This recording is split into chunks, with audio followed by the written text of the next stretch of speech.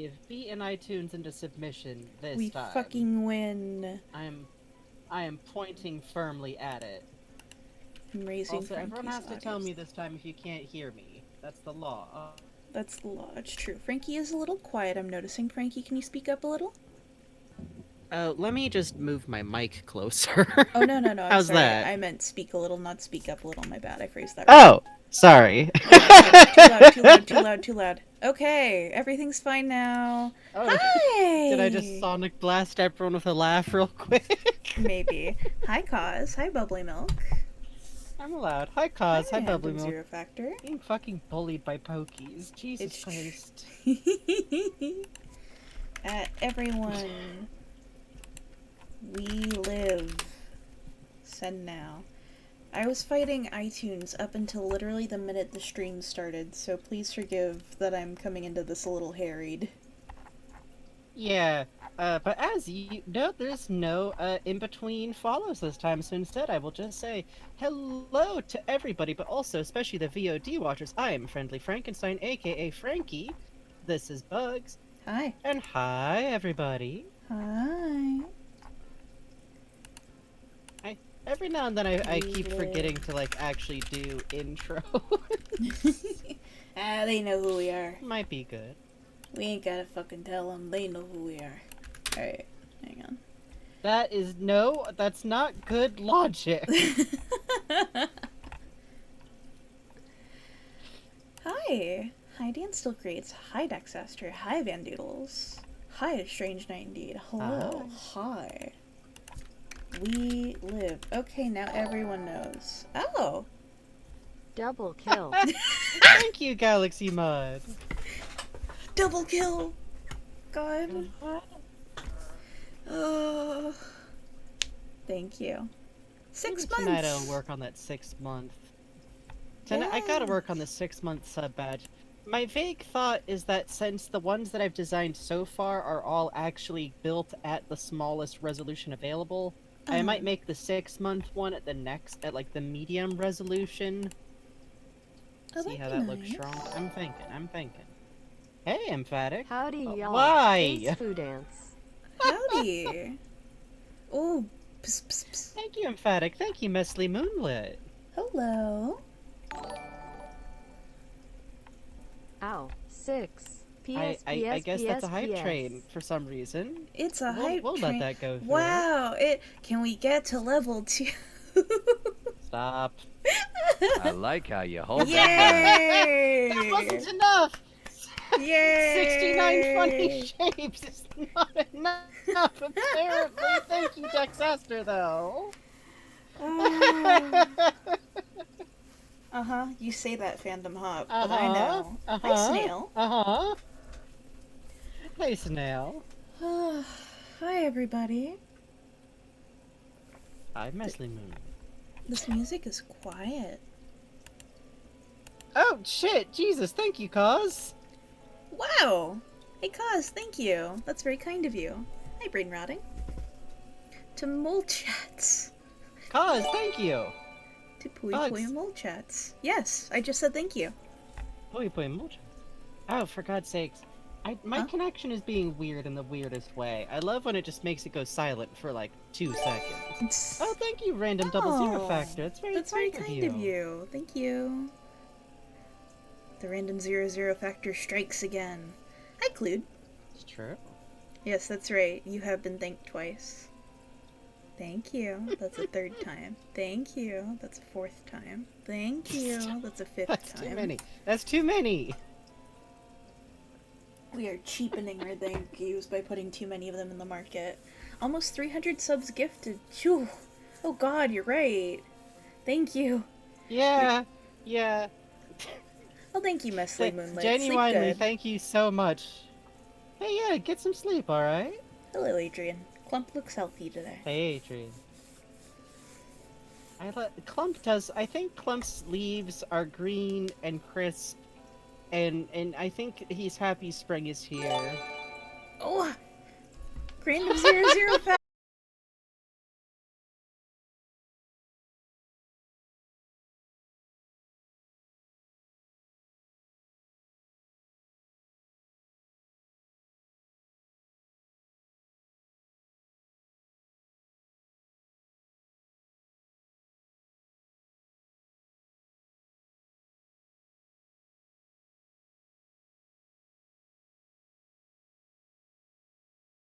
For 300 subs, you took the stream offline as a special reward.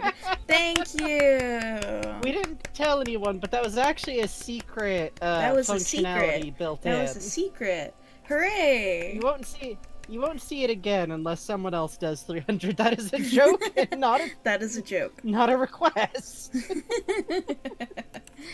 Hi. Hey, thank you all for sticking around. My provider of internet is Mhm. bad. I like how you hold that gun. Yay! Celebratory 69. Thank you.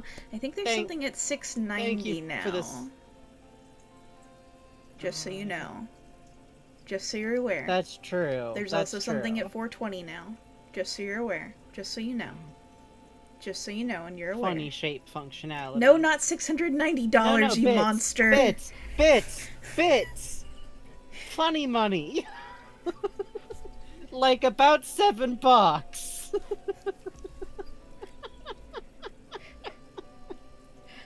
Random zero factor, I'm worried. Oh, Hope this doesn't break the Thank stream. you. Thanks for the good Thank you times. so much, Arsene. thank you, Arsene. Very Glad sweet you of you. enjoyed. Good lord. Also, I gotta say, every now and then we're in these pre-streams, I can't help. Thank you for the wasp, Red Be Sad. I can't So help nice but of you. look at the little dancing guy, and I feel like this music fits the. The Enrichment cadence more Center than- is oh. required to remind you that you will be baked, and then there will be cake. Yay! Thank you, Kaz. So this one was my idea. Yay! And it's important you all know that this one happened because Bugs was like rooting around changing OBS stuff, and I just off the top of my dome remembered that specific line. Which, speaking of, tune in 420, and we might be playing a co-op game together. Yes, we're figuring out some special funny co-op games for the special funny number day. Mm-hmm. But it is art time tonight. It is. You're gonna get baked with GLaDOS? Keep Good. messing around, and you might find out. Thank you, Claudito. 444. 444. Thank you. 444. Thank you, Steph. Don't twitch. Okay, level 3 complete. Yay! Thank you. Ooh, level 4. Level 4. Thank you so much, Steph Wolf 09. Thank you, Claudito. It'll be fun, I think. With Okay. GLaDOS, specifically, I feel like that would be like the most high-risk reward version of a weed girlfriend possible. Steph shit. Wolf, holy shit. Thank you. That's incredibly kind Thank of you, you. Steph Wolf. That really rules. Thank you. That is incredibly generous. Thank you. Thank you. We do love to see Thank you, it. thank you, thank you, thank you, thank you. Thank you, thank you, thank you, thank you, thank you. Thank you. Thank you. Thank you. Thank you. Thank you, thank you. Genuine. This is my robot girlfriend. Yes, she smokes weed. Oh, good lord. I'm going to wait until the I like a train dies down and then we'll swap over to the piece. Yeah, I think that's fair. You're doing some warm-ups, right? Yes, I am warming up right now. Good. Dexaster, you did it! Thank you! For those of you who don't know, that's one of Barney's lines from Half-Life 2. I'm with you, buddy. Also, thank you for the Hey. raid, Red the Goon. Thank Hi, you for the raid. folks. Howdy. You came in just in time. Sorry, I think Bugs was explaining the context of that, which is it is in fact still a Barney Calhoun bit. It sure is. Howdy. Howdy, It's howdy, from when howdy. you first meet him in Half-Life 2, and he is doing his big, scary Combine He voice. says, yeah, I'm gonna need me Kinda some cracks me privacy up. for this. So It's very funny because I swear he ups the southern levels. yeah, it's very cute. He goes boss hog. It's true, but hello, new raiders! I am Frankie. I am the person who's usually co-commenting and keeping an eye on chat. And this is Bugs. They're the person who's gonna be drawing, and they're gonna be playing games other nights, but tonight we are doing art stuff. Yeah, And gay those art are stuff. Okay. Backward jumping in Half-Life 2 is dumb. Probably. I mostly just know about the boys. That's my role here. Big scary combine ends up being a himbo. Oh yes. I like how you hold that gun. Yes, yes. God bless. Thank you, Cause. That's very Thank you kind for the of funny you. number. I do appreciate it. Boys. Fellas, even. Dudes. So, Mm-hmm. I have a slight story for y'all before we're starting the stream. Mm-hmm. So the one manga scan site that I read, because they don't put like awful fucking ads up in your face everywhere and they work directly with scanlators, it has been down for a while because they basically have to build a whole new fucking site because of hackers, which is fun. Uh-huh. And I, in the interim, have been, like, oh, I've got some books I can still read. But also, bitch might have started trying to read for better or for worse from the beginning. Why? Why? I don't know! Why? What? Are you good? So, it's important you know that I have kind of a passion for, this is the worst thing to have a passion for. Don't do this, don't live like me.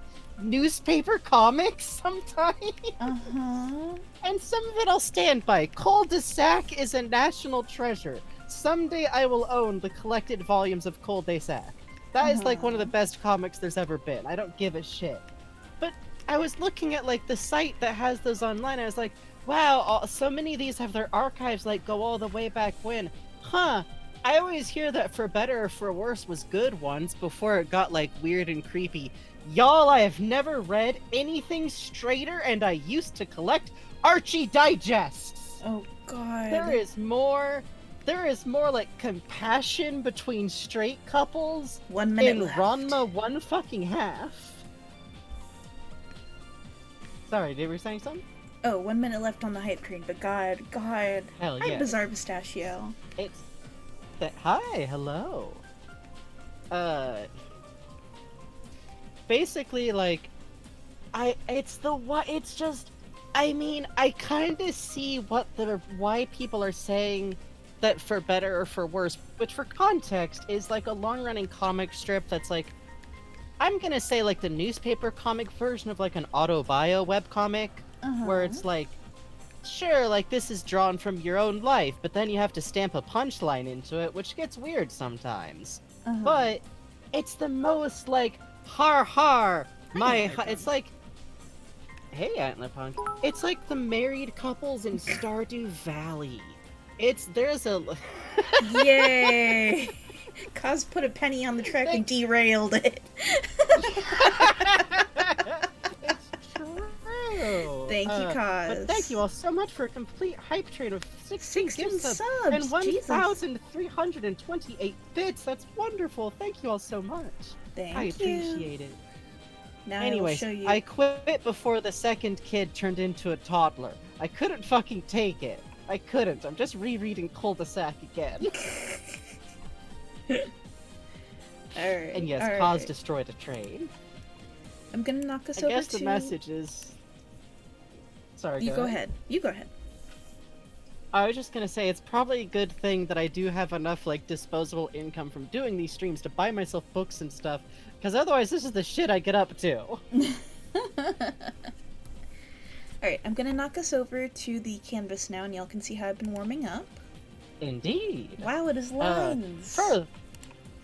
For anyone who is new to the stream, tonight we're doing an art stream where Bugs is going to work on a commission of a sketch page. Specifically, in this case, I believe we are on... Are we on the Kleiner, Russell, and Eli thing? Yes, we are. So if you're already a Half-Life fan, please be aware, they gay. These bitches gay. We're going to talk about that. So very gay. I'm going to draw No some arguing. Barney and Gordon right now, so you can know to get out if this isn't your thing, okay? Yes, yes. Also Gordon is Alex's, like, uncle, thank you. You wanna... Kaz says, you wanna commission bugs so bad! Ooh, you wanna get beautiful art from them! Ooh! Oh, cause thank you. You were so kind. It's true. No, bugs is powerful because they can draw a pretty decent kiss in, like, 20 seconds flat. This is the true power the artists strive for. I know this. Shucks. It's true. Oh, audible knuckle crack. Good, good. No, you're not, God, Dexaster. Dexaster, Do no! not fucking do it. I'll be so goddamn miserable. It'll be like... I mean, we'll do it! Will we? Will we? Everyone has their price! Is mine 420? I don't know. Mine's about $200, so... When you're an artist, you have limitless power, yeah. Okay, see, they are kissing, they are gay. Do you get it? Do you get it? Do you Yeah, get that they yeah, are yeah. gay? Okay. Do not. Rubalbean says, my 12-year-old self thought, oh, Barton and Klein are the same age and they married. I feel like I understand that if you're 12, and it's not my ship, but I kind of respect it. Hmm. They do bicker. Sam and Max sketch page, but you need at least 2 soda poppers related Yes, images. I would yeah, do that. actually, I would do yeah. that. I would do that. Yeah, I would do that. yeah. I would be happy. We can to talk do for a that. long while about Sam and Max, trust me. So this is my sketch warm-up page. I've been watching a lot of Kids in the Hall, so I've been drawing the skits while I've been warming up. And, You know, there's I'd these never 10. seen much Kids in the Hall until this past year, and I've mostly been watching, like, a sketch at a time, but oh, hello, hold on, hello, sir, What? hello. What? I Where? saw good man, Raymond? good favorite robot, yes. Yeah. Thank you. And then, Yeah! I'm not, I promise you guys, I'm not turning into one of those people who only draws streamers, I swear to God, I was trying to practice lighting with, color. So that's... I think it looks good. Oh shit, thank you, Oh. Dexaster. That's Yo, very sweet. Cause! Raymond is my boy! And then Even this if I can't is do his voice right. doodling some texture stuff, and then watching more Kids in the Hall. Yeah. And then that's... I need to that's watch more Kids in the Troggy's. Hall. Do you want to watch it with me, friend? Yeah. And then this Yeah. is Mizusune, who is my favorite monster right now, who I keep AKA drawing. Ferret with a gun. AKA Ferret with the gun. You remember this one? And this was me honestly, learning... the texture work you've been doing is really rad, by the way. Oh, thanks. Yeah, I was listening to a lecture on how to do iron. So I wanted to see if I could do iron in purple, and it came out okay. And this was trying to learn how to do rust, and that came out alright. But I figured out the rust on this worked out pretty good. And what it is it's a separate... Did I merge the layers? I sure fucking did. Okay, let me do this real quick then. Sure thing. Okay, orb. Okay? Okay. Orb. Chat, orb. You see the orb? Orb. Okay, okay. The orb is all... Okay, there we go. Orb is on screen. Okay. I need to find my favorite brush called Brush, but it's in all caps. Here it is. Brush. Okay, brush. But in all caps. AGDQ audience voice. Orb!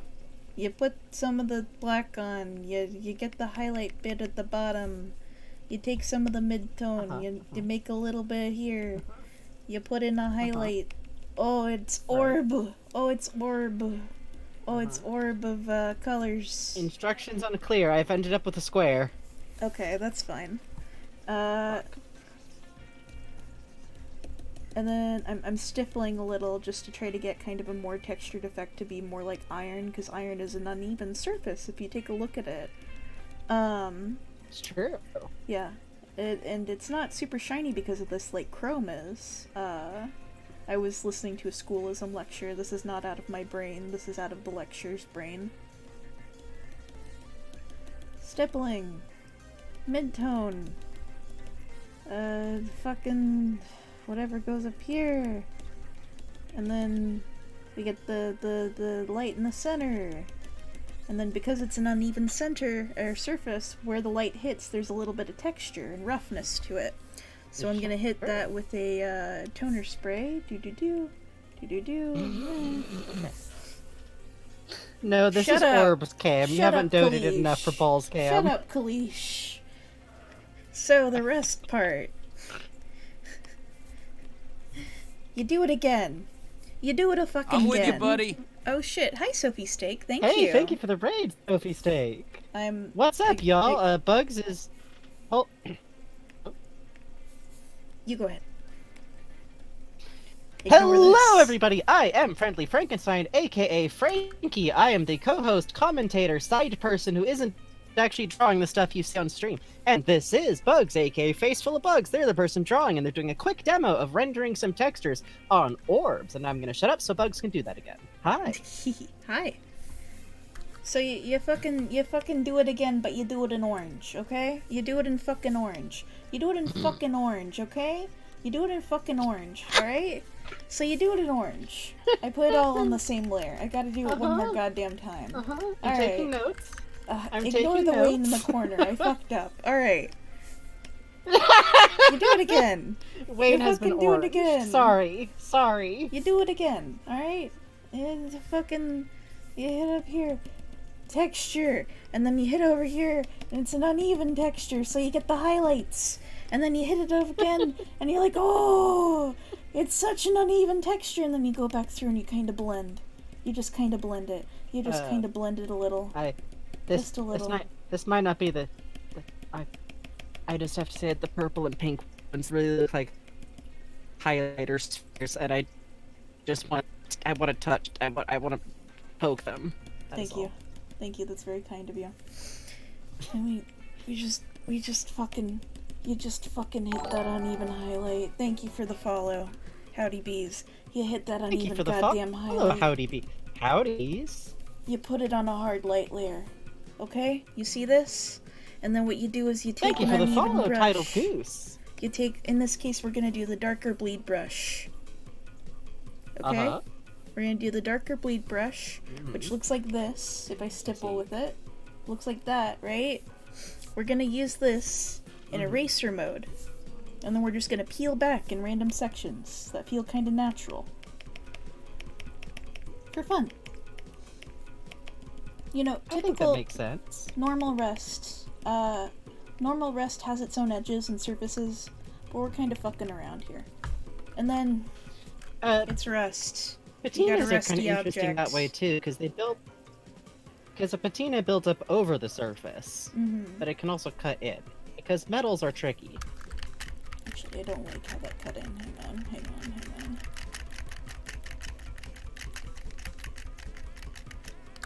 This kinda looks like Jupiter. Please be nice to me. We're okay with that.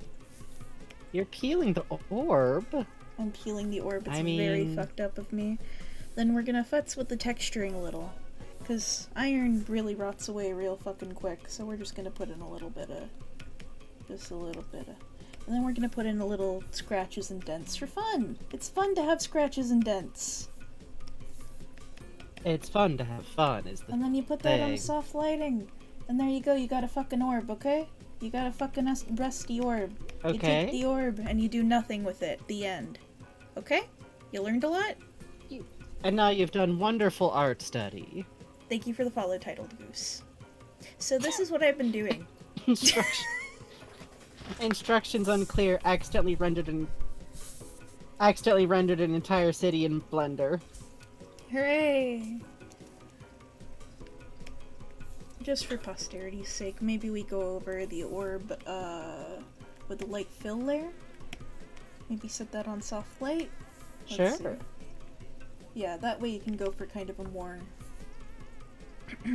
more toned rest, which you can then drag out a little to cover the whole object. Yay!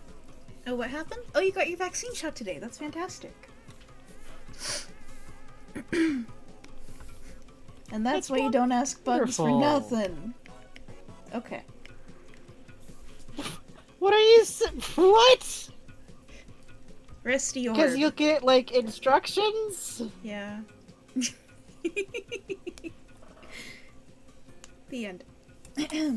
Remember, don't ask bugs for anything, because you'll get a thoughtful tutorial about how it works, delivered in simple terms. Shut up. No. You're so mean to me. So then these exercises over here, you may notice this is a slightly lumpy looking spoon. How I thought would be fun to challenge myself was that I tried to draw it using the lasso tool.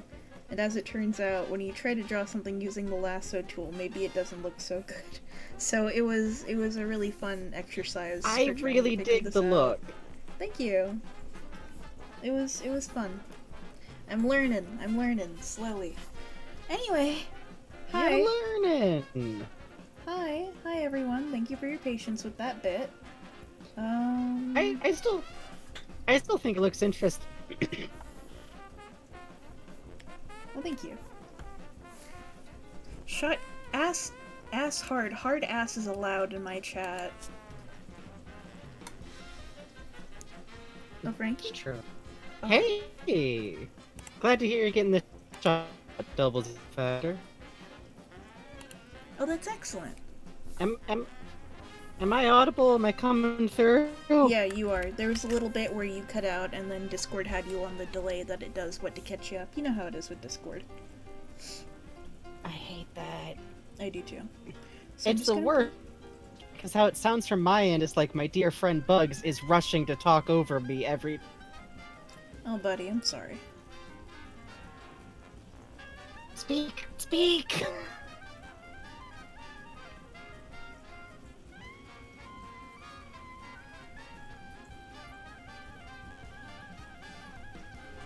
Give me 1 sec. I'm gonna restart Discord and see if that does anything. You got it. And while we're doing that, I'm going to show chat. Yeep, boop, boop. Where did I put it? Oh, here it is. Today's warm-up was a little color warm-up I did with the 3 dudes we're going to be drawing for the commission today. Reapproaching how I approach Eli. So, should be fun. Still sticking to the same shape language, but I realized that I had a gap in how I was approaching his nose, so now I am doing it in a way that isn't, like, painful for me to approach head-on, which will be fun! Is that a habit? Yeah, I was doodling habit last stream. I like smile for me. I love it when men hold hands too. I do. I very much do. It's good. Like when girls hold hands too. So yesterday I was doing VR practice because I'm trying to train myself out of the VR nausea that I have again. And I thought I will boot up Skyrim. Skyrim will be easy. I've been through Skyrim so many fucking times. This will be fine for Are you VR. telling me about how Skyrim tried to fucking kill you? Yeah. And so I wandered around, you know, I was like, well, I'll wander around in the mountains and that'll be nice. So, first up, I boot up, right? And I'm in the cart, okay? Because I forgot Right. to install the mod that lets you skip the intro. I did not anticipate that, you know, your head is locked to the guy who goes, oh, you're finally awake, eh? They caught you over the border, Awake, etc. So I This is didn't Skyrim anticipate Canada. because my desk sits positioned facing this way, it actually spawned me in looking at this dead-eyed NPC who was just staring at me the whole time with his face like in the dark, just staring dead-eyed while it waited to hit a cue point for my character to come in after I did the initial setup area. The other thing I didn't anticipate is that my head was about here. So this was Right. very much toddler being taken to prison to be murdered. And when I stood up next to, you know, oh, you're finally awake, eh, guy, We're he getting was some back timbits. here, and I could literally just reach up and take his hand, because I was like, Oh. it thought I was in the floor. So that was fun. Which made it, when the game broke and it had me designing my character, I was making an Argonian, and like the Argonian was facing up here, and the menu was angled like up here, and there were like 2 NPCs next to me, and I'm on the fucking ground like, turn your head, turn your goddamn head, please turn your fucking goddamn head, you goddamn Argonian, please, I want to see my fucking character so bad, come on. And also, the entire time, that, I don't know why I drew a ponytail, the entire time that we were taking the cart ride in, something glitched with the path of the cart. Where's the cart drawing? Fuck. Here it is. Nope. There it is. Something glitched with the path of the cart, so the horse, I would just see like ahead of us. There's the horse, and then the cart would be like up here with the wheels down, and I'd be like, oh god, and then we'd cross it, and our entire cart would be thrown and tossed from side to side, and the other characters would be like, where are you from, horse thief? Why, I was just over the border, and fucking like, they're just talking like nothing, and I'm just like, oh god, I'm gonna fucking puke in this horse ride. And then, Just the... Todd Howard just decided no fucking VR for you. So then I get to the section where you put down your head on the executioner's block, and you're about to get executed. Except the game, I guess, expected me to then physically stand up in real life. So my character's height went from, like, here to here.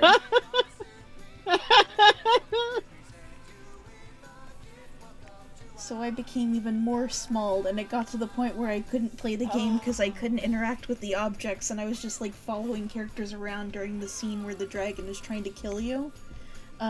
Because up until then, I figured it was like, oh, well, your hands are bound, you can't do anything like they have in the intro. But then I get to like, okay, we're here in the keep, and we're going to do the tutorial, and I couldn't interact with a fucking barrel or a corpse to get anything, I was just a head in the goddamn ground. So that was my fun with Skyrim.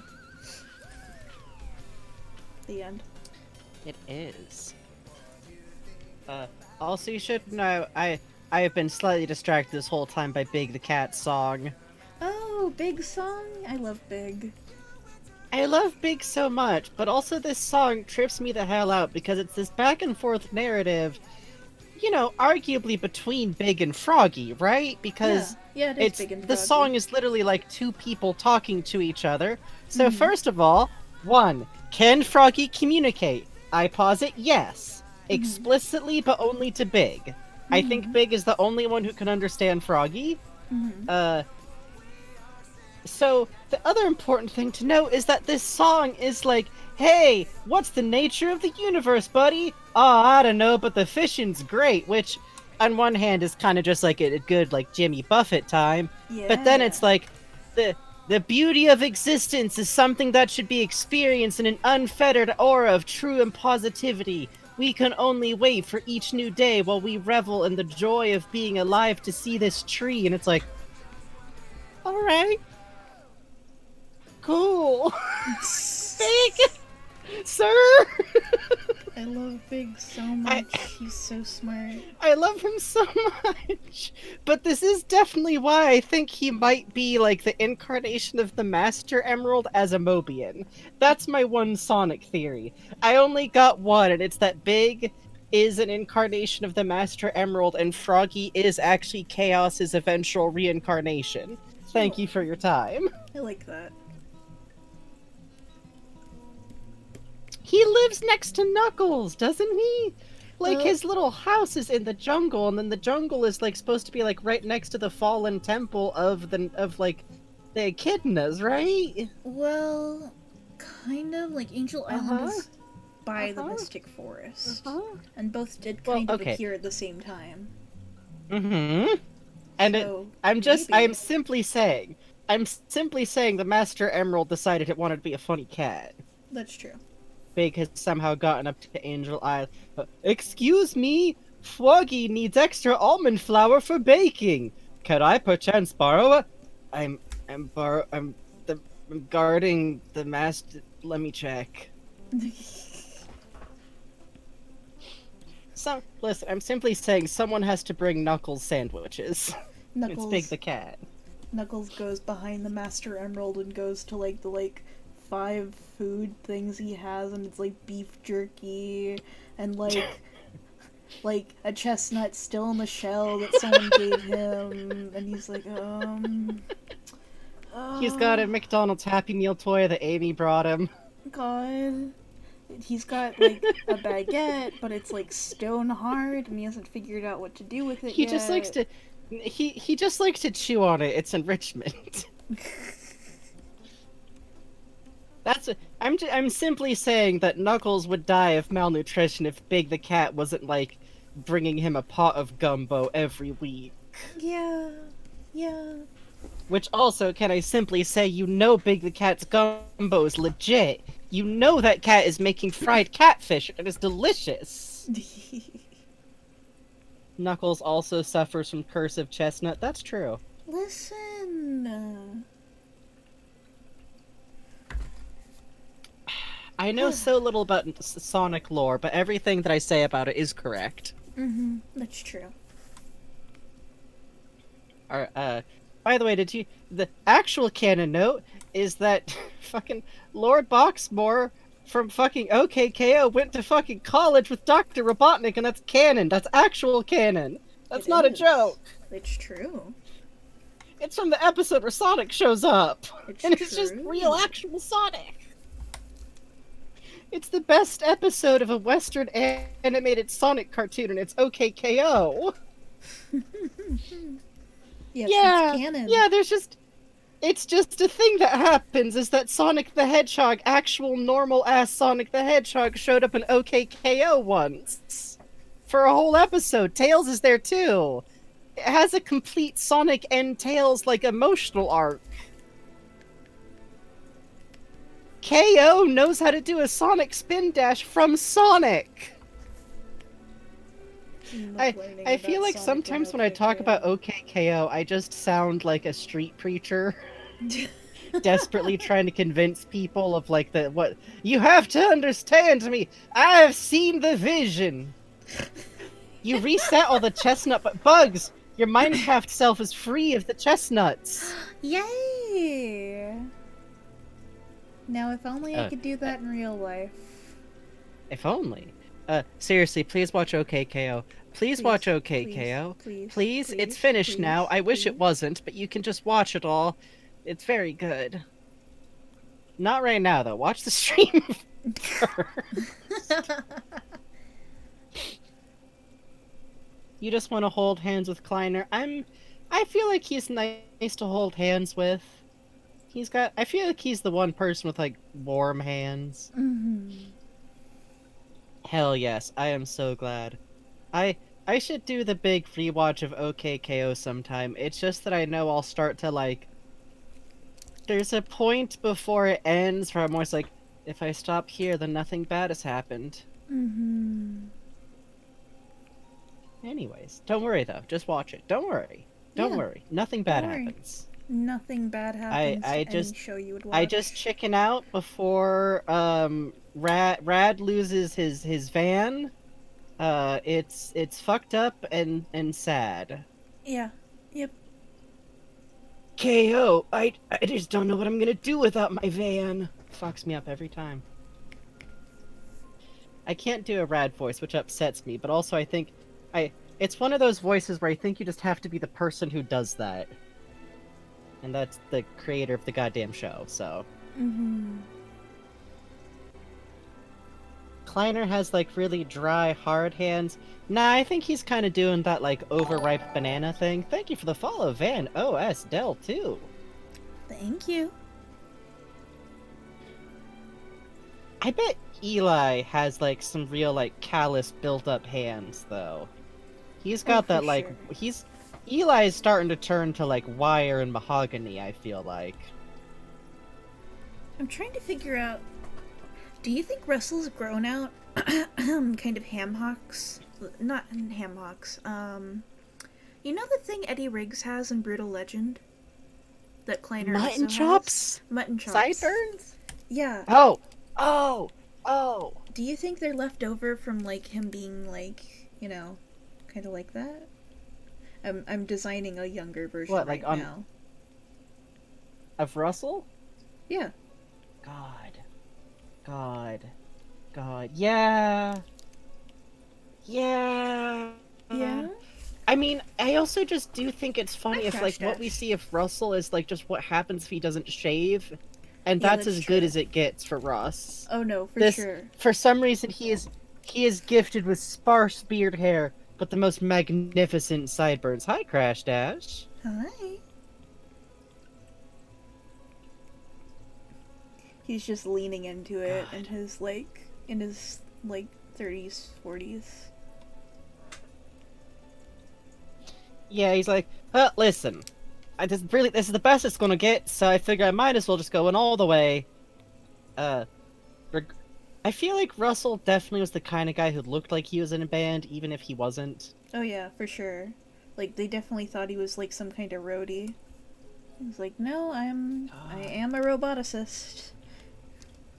Now, listen, I know you're here. I understand. It's just, Aperture just has some really lax, dress wear protocols because they have to keep us working there somehow. Side note, that's just.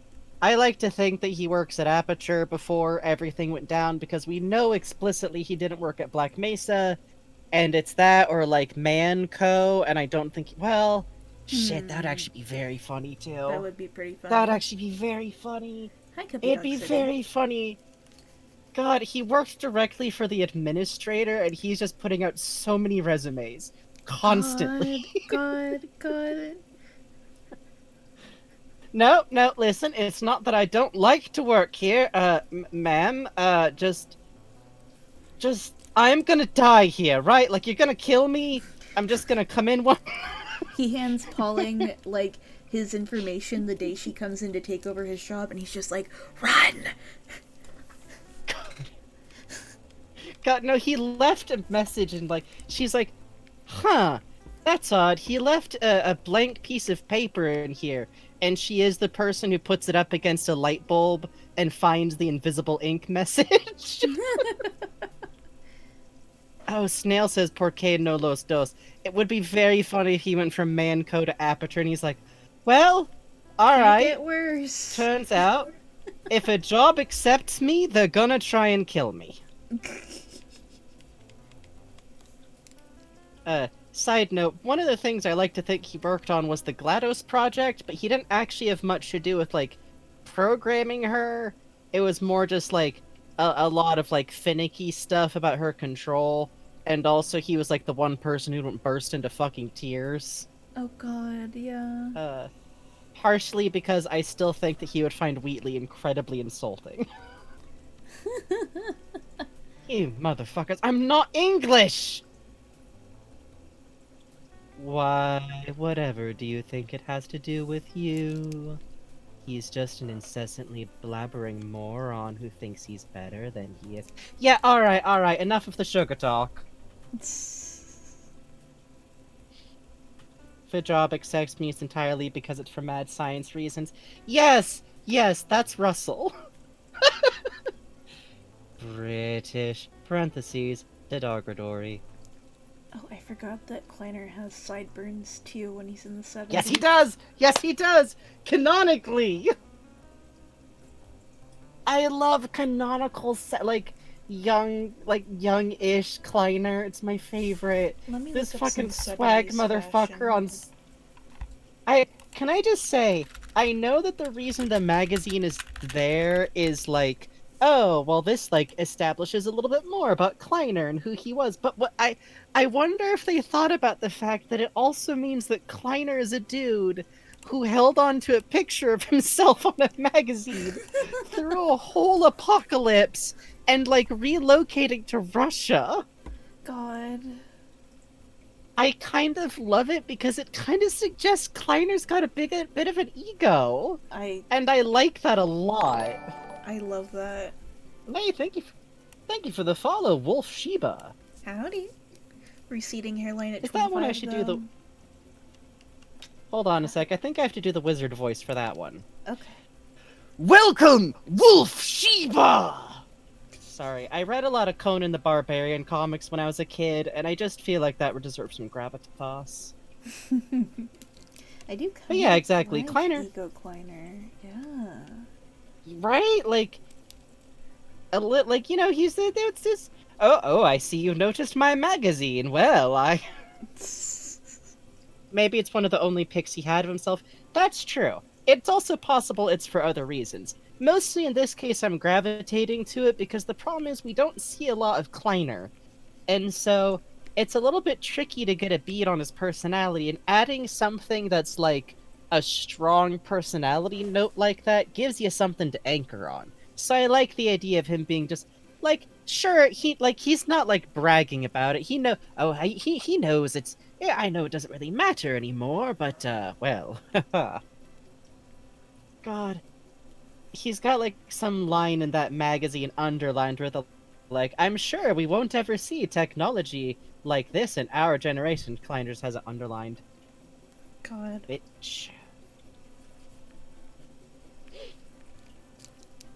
An actual abomination of the paranormal and scientific worlds colliding? Good.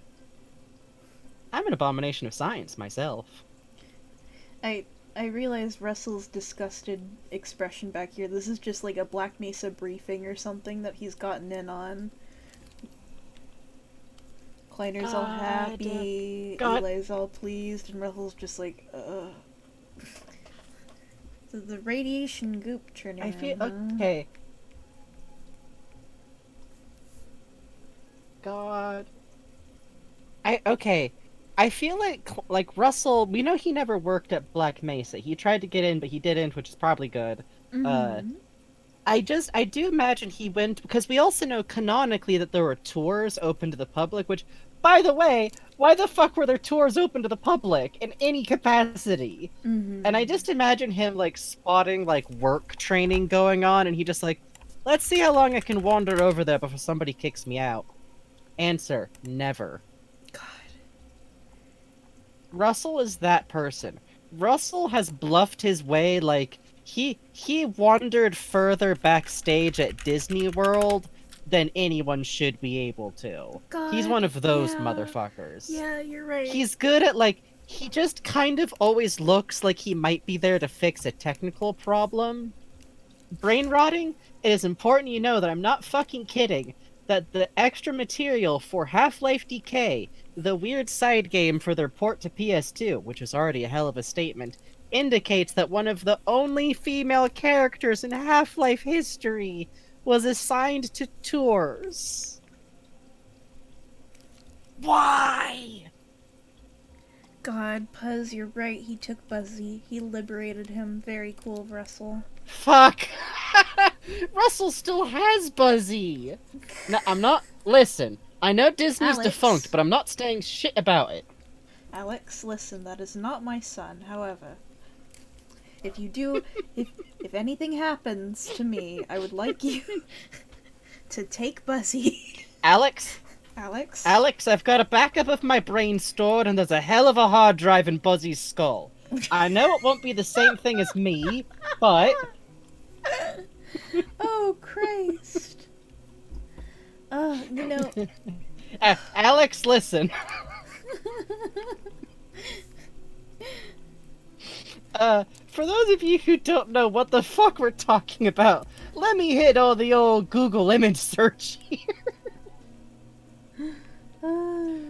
I think it should come up pretty fast because of the scandal. So Buzzy is from...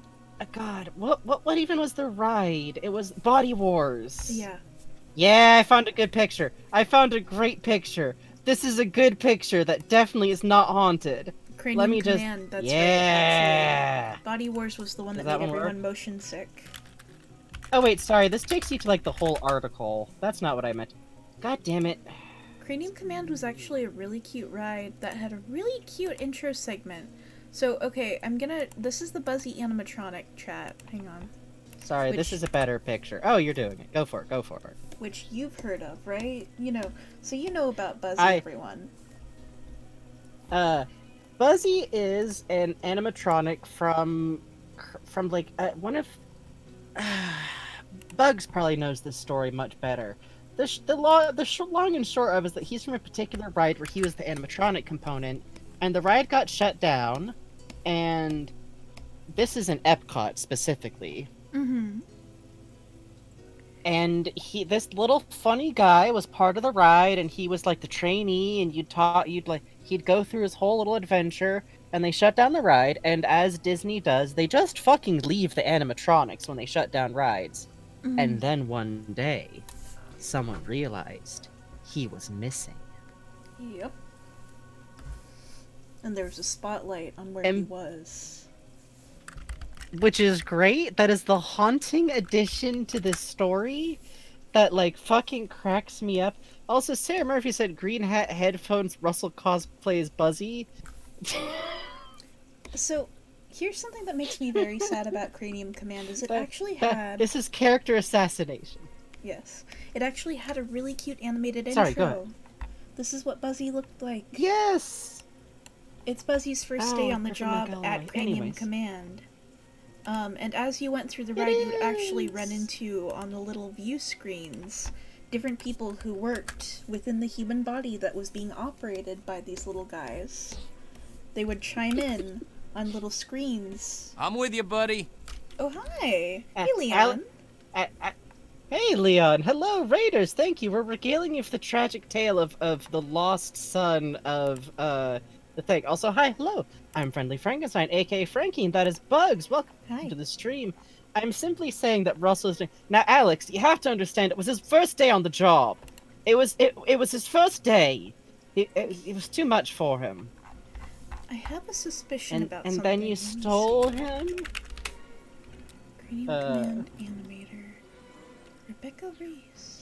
Oh, Kaz says, you know what's worse, though? I was actively researching Cranium Command right before Buzzy was stolen.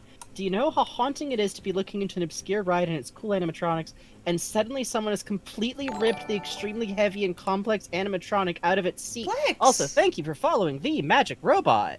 Hi, Plex. Oh, God, yeah, that's haunting.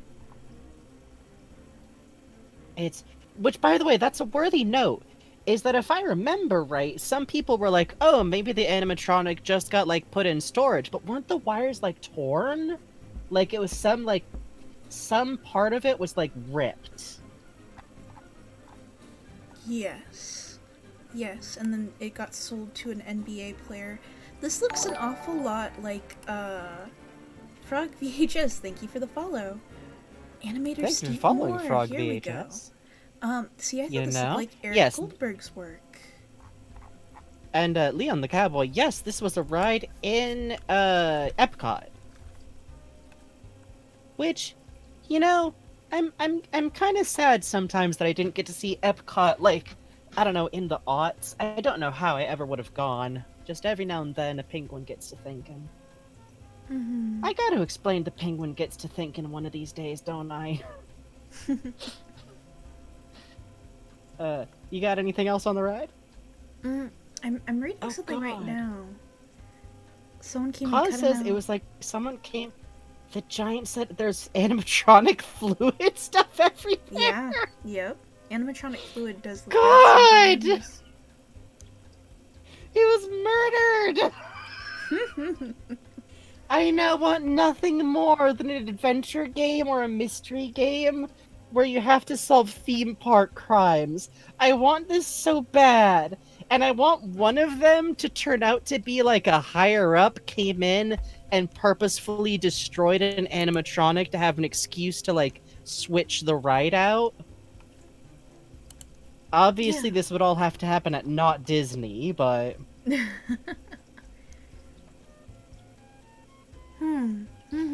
also that sounds pretty cool, Ruble Beans. But reminder to keep stuff like a little bit on subject, and I will mute you if you're just trying to do your own bit to the side. But yes, there was fluid. This was a murder scene. Okay. Sorry. So the reason I was looking this up, it did look like Eric Goldberg's style on this initial Buzzy here. It looks like maybe he wasn't involved. My mom's a big Disney fan. My mom's been a Disney reporter for Yes. years. We Yes. had a playlist of canceled Disney rides that were recorded on tape that we would listen to on Oh. drives. And this ride was one What? of them. Yeah. Bugs? It was America Sings. sometimes it was Haunted Mansion, but like variants of Haunted Mansion, like the original Haunted Mansion soundtrack and narration. That's why you can do that. God. Yeah. So it's I was trying to absorb like what do I remember from listening to this from so many fucking card trips, and largely I just remember a kid narrating about like fucking his life. I'm sorry, it's hardly anything, but yeah, fucking ugh. This ride was interesting. No, it's a. I will say I now do love the idea of Russell being like kind of an animatronics buff. Yeah, I like- do like that too. He's probably not that great at like like. I try to keep track of like what does Russell actually do. He clearly can do stuff with physics. He can put together the fucking Russells.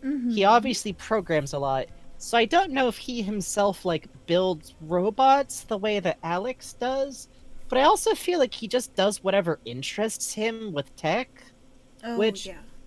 It's kind of a mad science cop out, but also I think he's a tinkerer. I like him being like kind of a tinkerer.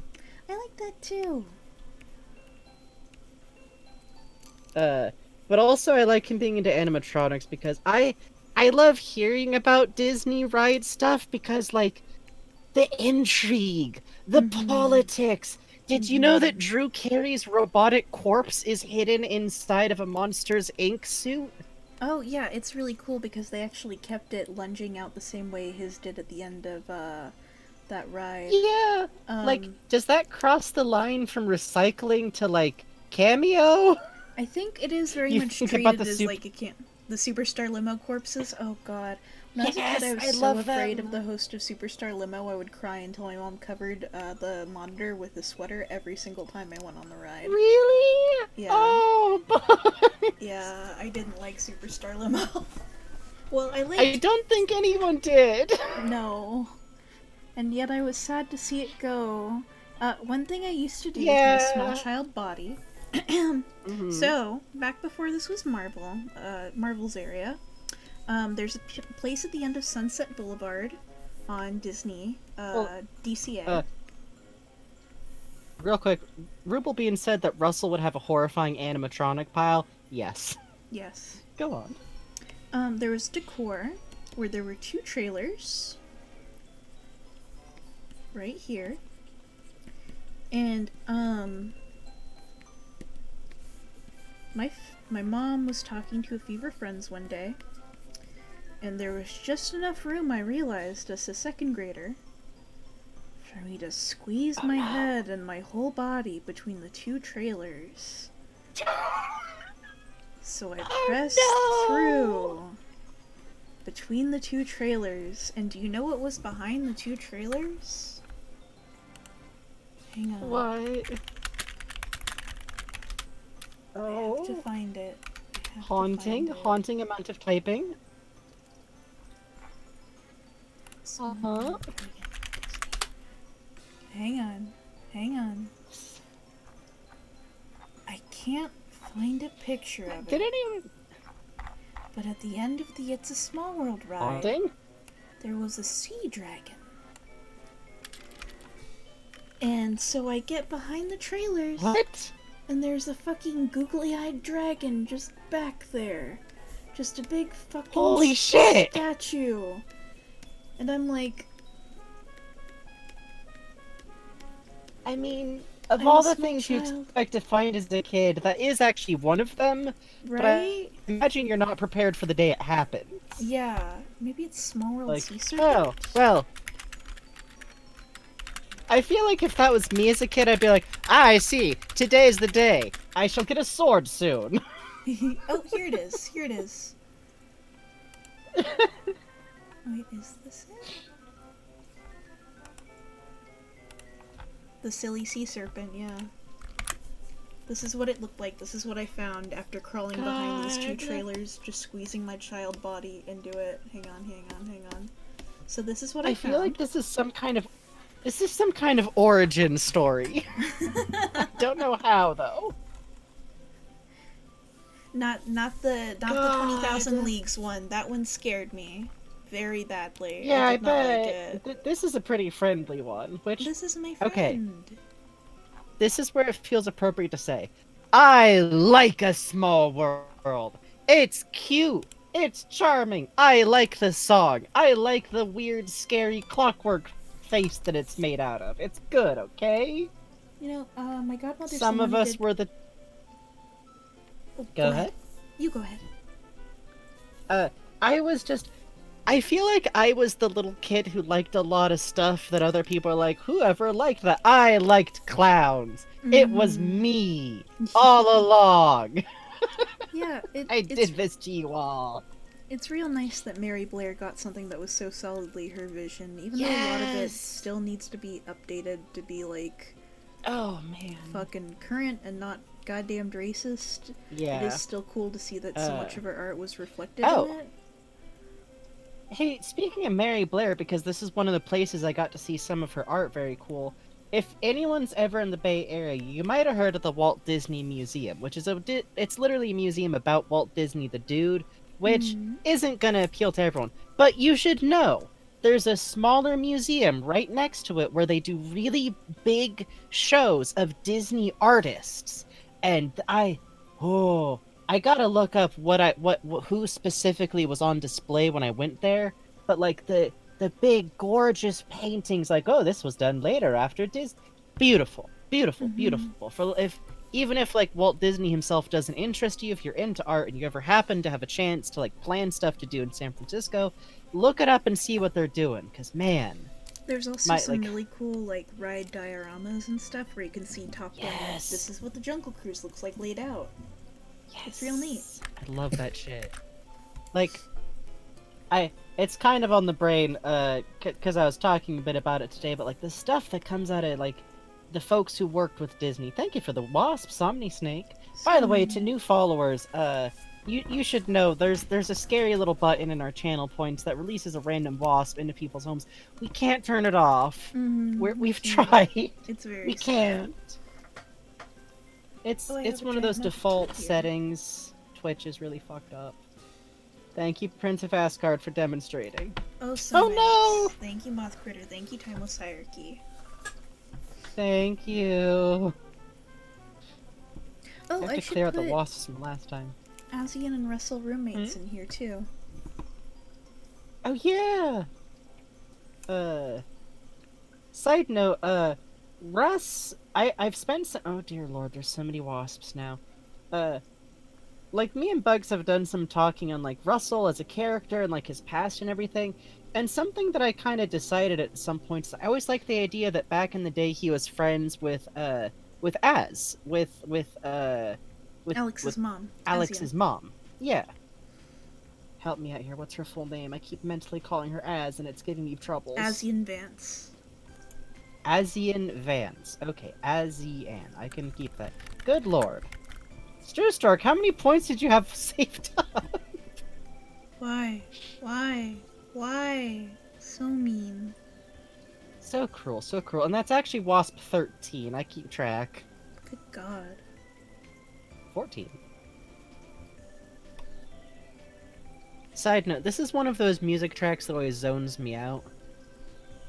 Yeah, I'm like, same. ooh, Somna Snake. I- How rude. cruel, cruel. But I always kind of like the idea of us having been pals with Asni, partially because we don't know jack shit about her. The only thing we know is that fucking bastard mans wanted to use Half-Life Al. Well, do we know that for sure, or are No, we we just don't. incredibly convinced of it? We are just incredibly convinced of it. We don't know for sure. We have a conspiracy theory. I'm backing up slightly.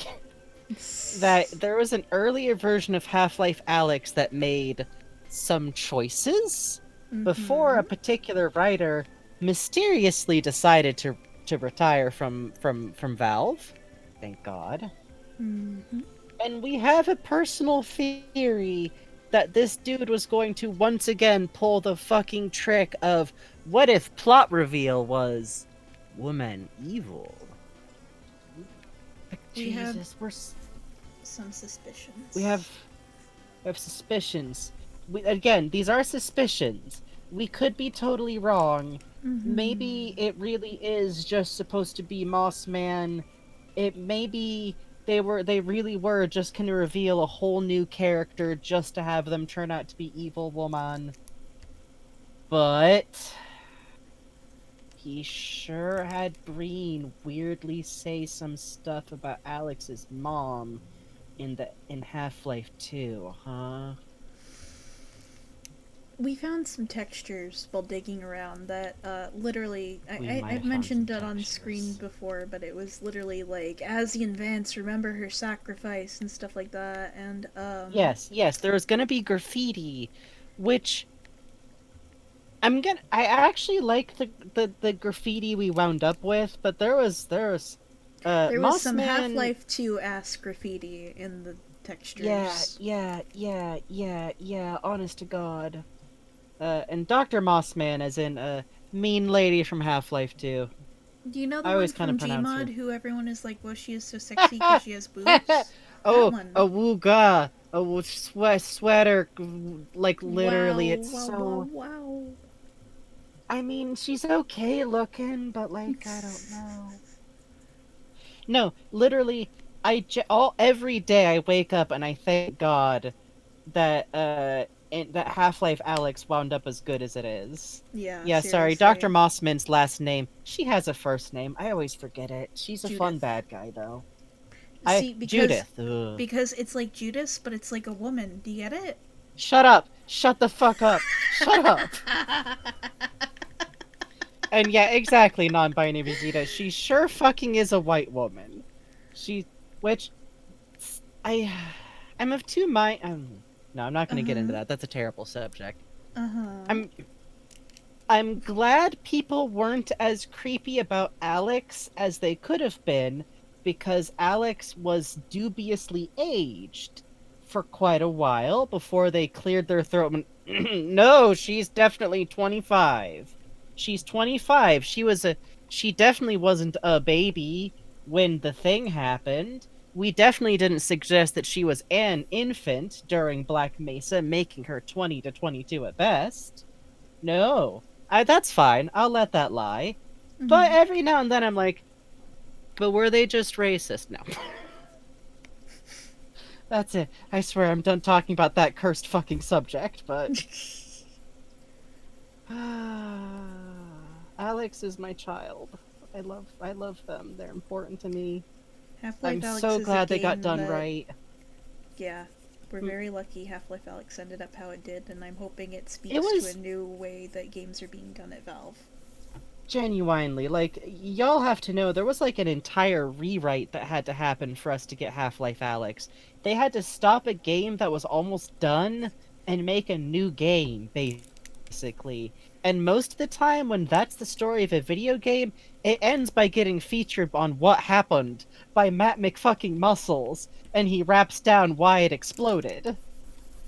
I just realized I rendered out this torso without drawing the torso. Maybe I don't do that. Maybe I don't do that. Yeah, non-binary Vegeta, you're super right. And people are still a little weird, but not in anywhere where I have to exist, and I will keep this chat so safe forever. Oh, Sarah Murphy, we have well, I think me and Bugs have pieced together a pretty complete idea of where it was going. We're not gonna tell you because it's bad. I wanna, before I get into what I think it was, I really want to check over the Half-Life Alex Yeah. Final Hours, because it has concept art. I've Mhm. looked at it briefly, but I want to give it a once-over again to be sure. It's interesting. And Fandom Hop, info dumps are always up to you, but generally speaking, if you ever hear me, like, talk excitedly about something and then stop, it's usually because I tried not to, like, detract conversation entirely, but generally go nuts. Side note, I have, like, 45,000 mites saved up, and one of these days I have to try and drop another Bugs info dump for fun. It's a thing I like to do for fun. Don't bully me. Be nice to me. You're my friend. It's my... You're like my brother. Be Good nice night, to me. By the way, good night, Adrian. Go get some sleep, okay? Sleep on your other side. Sleep good, My stepdad had some success with like injection spot soreness with like icing the area if it gets bad. So heads up. Ah, Honestly, if you never know info dumps to ask for, you can always just list a couple of things, and I can pick one. I try to make it easy for folks. But on a good subject, so as he advances, I like to kind of try and like, well, okay, what's Eli like? What would someone he might like be like? How about the people around him? Maybe she'd be some. I feel like her being friends with Russell gives me some room, because I'm like, well, maybe they like. Okay, I have decided she's definitely the kind of person who got really into battle bots, if that was a thing yet. Oh my god. Of course it was a thing. Of course it was a. Oh my god, actually, I'm gonna go on a sidetrack here, but in a universe where Aperture Science and Black Mesa have been doing stuff forever, Hi, Hello I bet you the Monster. hobbyist Hey, robotic. Jake. Oh, thank you for following Hello Monster. Jake. Jake, our friend Jake. Hello. Hey, good to see ya. That was a one-time deal, Crash Dash. My throat will give out if I do that tonight. I'm sorry. Yeah, sorry, no, that was once and that was only once. So I'd like to think the hobbyist robot scene in the Half-Life universe must have been fucking dope. Are you kidding me? Like, because to me the Half-Life / Portal universe is an inherently sci-fi one, where technology was already probably like different than the baseline by the time of the Black Mesa incident. Like, people, okay, this might sound weird, but I kind of am. Mm-hmm.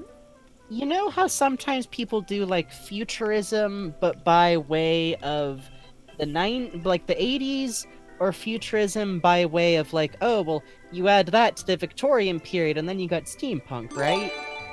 Oh shit. Well, thank Random you for Zero the Factor, thank you. Thank you, Random Double Zero Factor. That's very kind of you. That's very sweet of you, thank you. I think of it as the 90s futurism, where people still had dial-up, but then you were able to like actually like imagine using dial-up to connect to like a like weird fast internet with like videos and people uploading robot concept parts together. You know what I mean? Cool. Yes, Like- yes.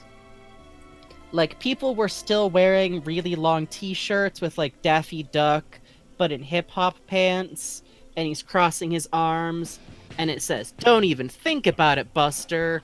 But also, like, there might have been conventional use robots that you could buy to, like, pick up your yard.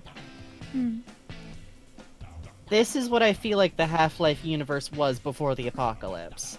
Because I know a lot of times it's angled from like, oh, it was mundane, but then in Black Mesa, Aperture Science had been doing stuff forever. Let it be fun. It's fun when it's fun. Yeah, Fallouty is actually kind of a good comparison. Like, that weird mixture. I'm kind of thinking a little bit of like Tales from the Loop is an art series by Steven Stollenhag, which I am hugely infatuated with. That's very much this, but to the 80s. And I was a child in the 90s, so I'm always like, but what if? What if my stupid childhood? You want to build a BattleBot so badly, but you need to join a team because robotics is money, scavenging.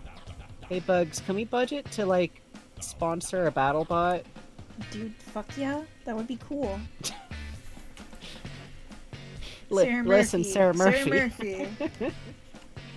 Contact us, okay? I'm only partially joking. Yes, Tales from the Loop is now an RPG. It's actually a very fun RPG. I've used it to build a setting for folks before. For some reason, it's an RPG that's set from the perspective of literally, like, playing a kid's having an ill-advised adventure. Like, pretty much, like, Stranger Things is really what it's drawing on a lot. But also you could think of stuff like The Goonies, or E.T. You are kids, you're having an adventure, there are robots, you can't go to adult... In my version, I explicitly changed it so that you could go to adults for help, because I'm 30. I don't want to stress out about that. Leave me alone. I'll find a way so you can still have the adventure, okay? It's a fun little system. I liked it a lot. I gave my players a robot and then immediately had to promise that I would not kill the robot. Oh, good. They named her. She's an abandoned security robot that just chases squirrels from the site of what used to be a secret thing that they used as their base. Oh. Until the local squirrels learned they could flash a piece of tinfoil and she reads it out as a security badge. Oh, that's cute. It was fun. Someday I'd like. I always want to finish running it again, but I literally had my laptop get destroyed and had all my DM notes on it. What? What happened? It was the worst.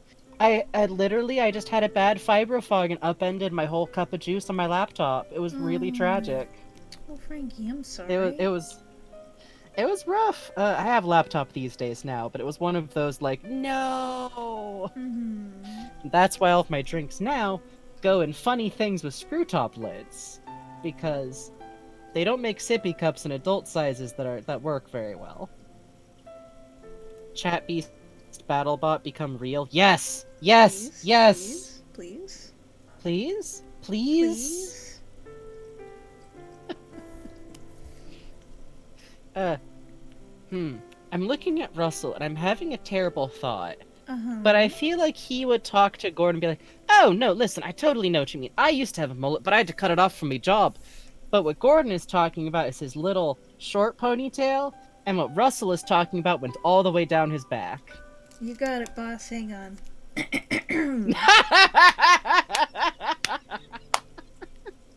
But it's like, I think it would like the full, like it was like literally the business in the front style. Who would Chat Beast Battlebot fight against? Russell Enemies. looks like Fabio? No. What? Sarah Murphy, Did fuck Fabio off. have a mullet?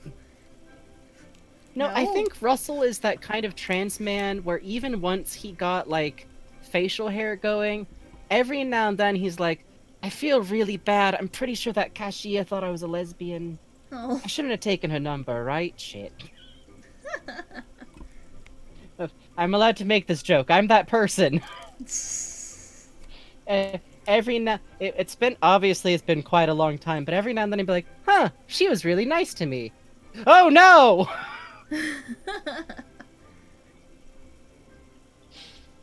Thank you for the wasps, True Store. Yeah, I'm also of the variety of like, that person was really nice to me. Years pass. Ah!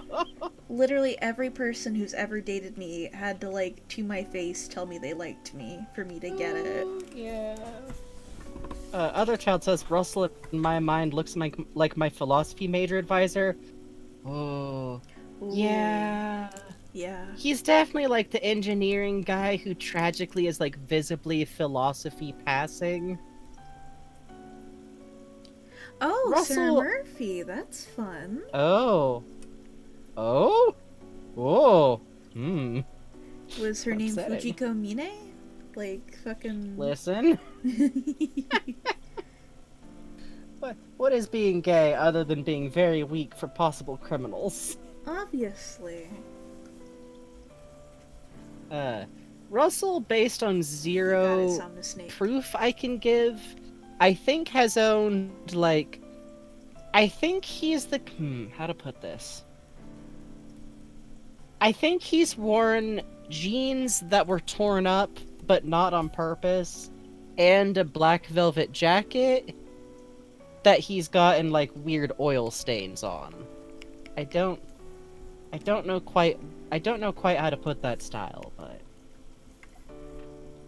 Oh, good night, Somni Snake. Sleep good. Hey, thanks for the follow, Ben3. Oh, hey, Benry. But 3. Russell has the autism comfort clothes. I can also see that. That would be cute. I know. Hmm? Non-binary Vegeta, you lived a whole ass romance comic. I'm sorry. Oh no. It's always rough. Aw, Bugs' Half-Life designs give you gender feeling. Good. Oh, That's what we're here sweet of you. for. Thank you. We are simply out here trying to generate good gender. Yeah, I'm Gooster Bold. Hello. Yeah. And I And am I still friendly? I'm still, yeah, I'm You're still like- friendly troll over there. Yeah. Listen, I'll rebrand someday when I want to update all my fucking links. Someday. Yeah, I think gay density is a good term. God, I feel so bad because every now and then I'll see like young gays, the young babies, like say like, haha, this person is so attractive, they give me the gay panic, and I'm like, don't. I know what you mean. What you're saying is I'm gay and I'm panicking about it, but tragically that is a loaded phrase. I'm not gonna get into it, but the gay panic defense is bad and hopefully increasingly not legal. Yeah, exactly. It's one of those things where I'm kind of glad that it's not common knowledge anymore. Yeah, same. It's hopefully eventually it'll just be like a thing that gets said sometimes where it's like, haha, why would that ever be a problem? Yeah, I mean, that's the thing, is that it is nice overall. Like, I feel like queer kids these days do not have to deal with the same stuff. But also, oh dear. Beaded curtain! Oh, I didn't realize at first. Thank you. Christ. Also, I'm upset. I was so right about Russell looking good with the mullet. Yeah, you were right. It's a fucking gorgeous look. I'm upset. I'm leaning into albino Russell, but maybe he dyes his Oh. eyebrows. And Ben 3, that's just me. I'm Frankie. Don't worry about it. You might know me from making sad fan fictions, but otherwise. He's the one who writes the cool, mean things that I draw. He wrote Null Error You, which is the one where Gordon becomes a I boss did. monster. He, Sometimes. he wrote a lot of the really cool stuff, that I draw about Robot Gordon. Frankie's a really good writer. Oh, yeah. He does this Thank really you. nice fic that's a good study on the G-Man. Realizing he could find love and that he's capable of love. It's very sweet. You would dig it. You should check it out. Oh, yeah. Oh, and if you scroll up a bit, Sarah Murphy actually posted both of our URLs. Thank you, Sarah Murphy. Thank you, Sarah. Fic that made me code games. That's true, but it's very powerful when you say it that way. Oh yeah, the Magnuson fic. Oh, that one's so good. I want to write more with Magnuson sometime. He's and then the fucking. This is always the Uriah the quote that I think of that's like fucking incorrect Black Mesa quotes. But it's that one John Mulaney bit, but I just think of Uriah. He's a bitch! And I like him so much! Yes, exactly. That's Magnuson. He's a bitch and I like him so much. God damn, this is a groove. What are we listening to? This is Moon RPG Adventure? How? How? This is one of those songs that that you get from the record shop guy. And we do actually have a model sheet for Frankie's character. If you go into our Discord, which if you type exclamation point Discord, let's see, boop, beep, boop, boop, boop. And then you go into the fan art channel, I think, pinned in there, Frankie has a model sheet. Yeah. It's pinned in one channel. I think it's that one. Basically, yeah. It's pinned in the fan art channel. Someday I'd really like to, Oh fuck yeah, that rules, Ben 3. Oh, that's cool. I want to do an updated version of it at some point, but also I'm like, maybe I could pay someone else to do it for me, because drawing myself is terrible. I feel that. I don't like doing self-portrait. I need... There's an art pal who I kind of have in mind, but also, like, I think she has an actual job right now, so... Dang artist getting employed. Hate when that The happens. G-man that lives rent-free in my head is exactly how Frankie writes him. Good! I'm honored, thank you! Sagan. I think a lot about the G-man sometimes. Cosmos came out in 1980? Shit. Hang on. Brocca's Brain it is. That one's from... Oh wait, the Cosmic Collection. That one is from 1973. That'll work.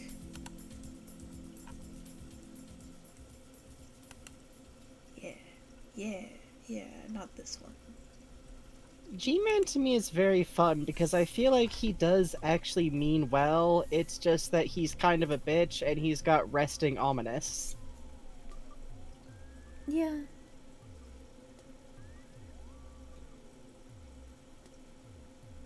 He can't help it. He simply sounds like he has awful machinations. Thank you for the follow, Bovidicious. Bovidacious. Yes, there we go.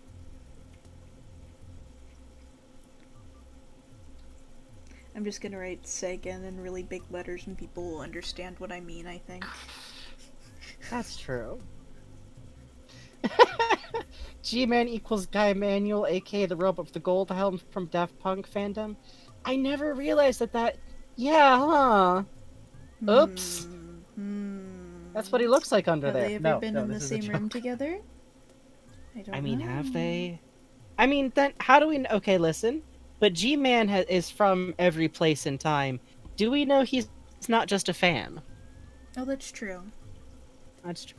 I feel like he would be into that particular strain of kind of like funk. I do think he sits and listens to There's Something About Us sometimes, you know. Oh, yeah, for sure. Standby of my old like ship playlists. I think that one's actually still on a Lupin and Zenigata mix somewhere. Oh.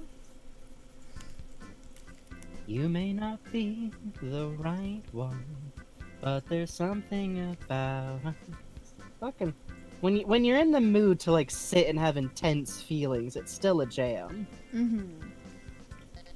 Like Link, I think put that one next up to Dorian Electra's like Man to Man for the real like, oh they are rivals but they are pining kind of energy. Oh, but they are rivals. I'm making fun of purely myself. Good night, Snail. Get some rest, okay? Sleep good, Snail. Thanks for hanging out.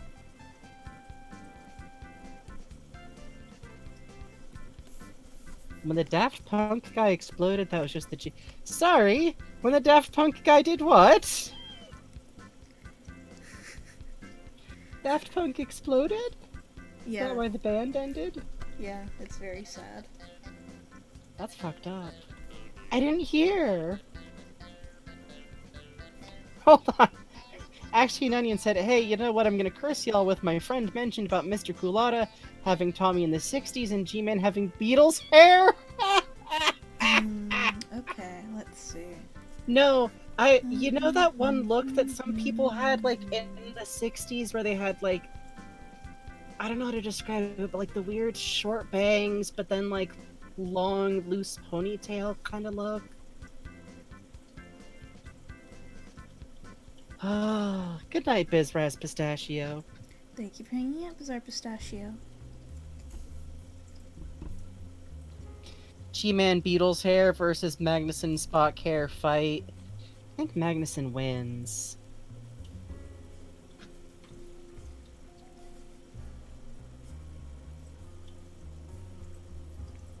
Oh yeah, calling us homies is fine. I'm a Californian. Homies is just like a word you can use. Like, that's a gender neutral way to address a crowd right there.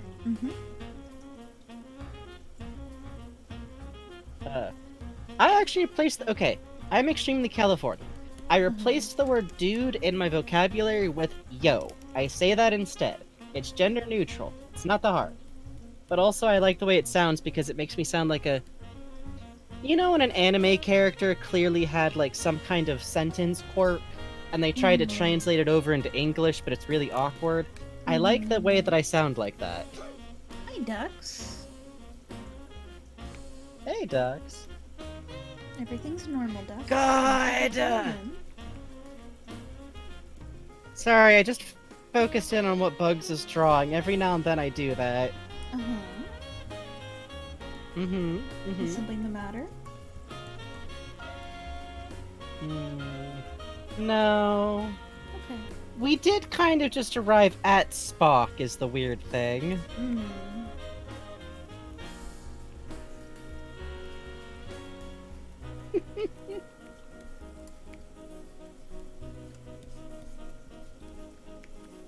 Oh, I say yo literally all day is what I'm saying. It's like, instead of saying hey dudes, it's like hey yo.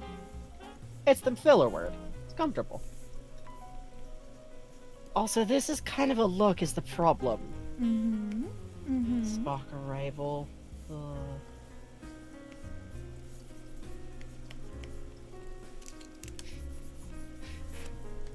Gee, Tommy, how come you're only into the later Star Trek? No reason.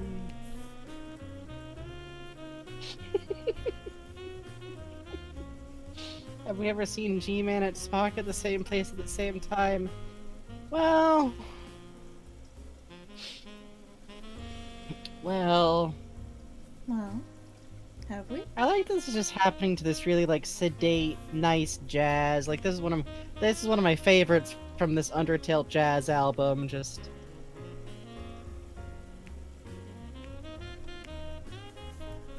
oh, the ponytail. I see. Yeah, yeah, yeah.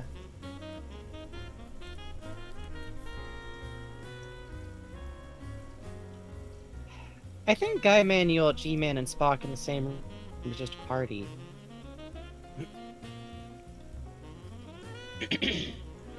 Damn it! Damn it! Damn it! I double-clicked the mute button.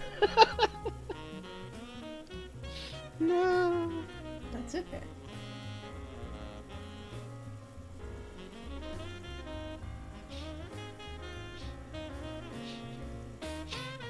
We are approaching a gender at this point, I do think. Mm-hmm. I think this is non-bi- this is G-person.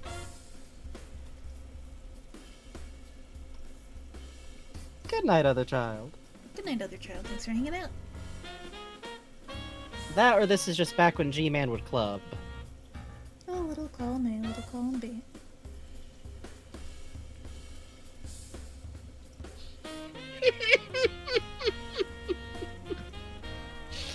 Oh, Galaxy Mud, you're killing me.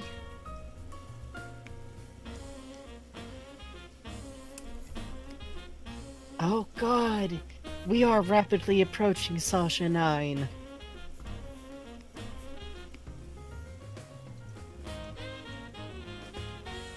Oh, hell yes.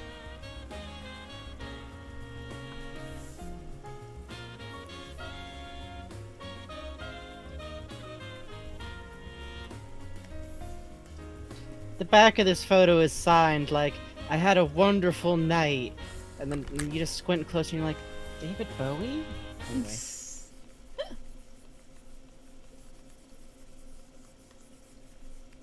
Anyway. Yes? Yeah? God. Uh-huh. God. Did I say something?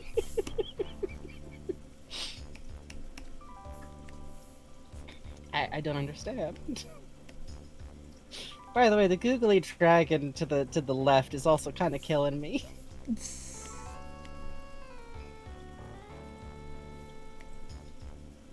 Oh, I like that. He went into like the proper like photo salon and got this done. Mm-hmm.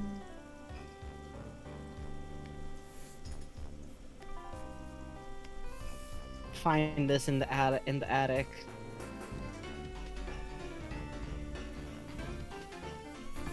Oh, fuck yeah, now we got some music on.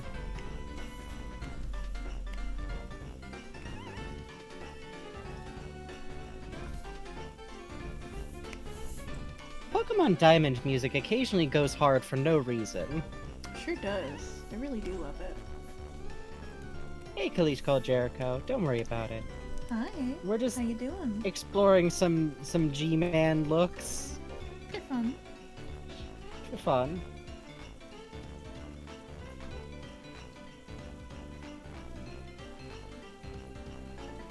Yeah, I'm just pigeon bobbing my head to the music.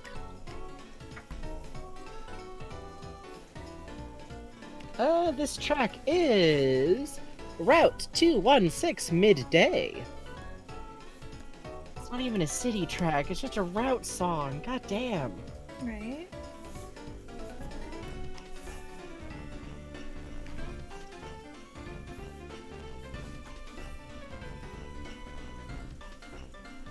Oh, is that like a full bolero tie with like the little like amulet on Yeah, it? sure fucking is. I like it. I like Thank it. I like it. you. Yeah, yeah. Thank you. I recognize. I like it. understand. I know what you're talking about. Good, good, good.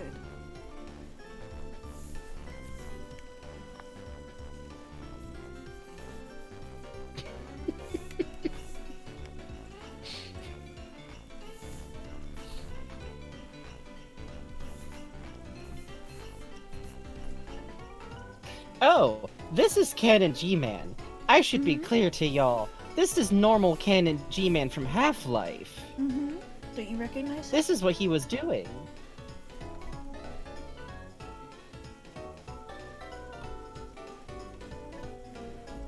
Oh, I'm going to be This- so sad if you don't recognize him. Well, I've worked so hard on this. and you Alex don't finds recognize this the photo G-Man. somewhere. Oh, I'm so sad. It's okay, I understand. Oh. Oh, my feelings. Oh. Ah. Oh, my feelings. Oh, no. Ah. Honestly, Ruble Beans, it's a fucking look. People are allowed to do whatever the fuck they want with your hair, and no one's ever allowed to tell you different, or you're allowed to bite them, is my rule. Because whenever true. people tell you things to do about your hair, it sucks, and it's always the stupidest. Yep. Like, by the way, number one offender, people who have opinions about long hair need to shut up. I do not know what it is about someone having long hair that makes some people lose their fucking minds. Specifically long hair that you want to cut, Mm-hmm. but that's because I'm trans, so I think we all have opinions about that. Yes, the only hair opinion you need is compliments. That's the way to live. That's true. Well, anyway, back to the commission. God, that's beautiful. Thank you. I've been, It's real jewel tones. Let's.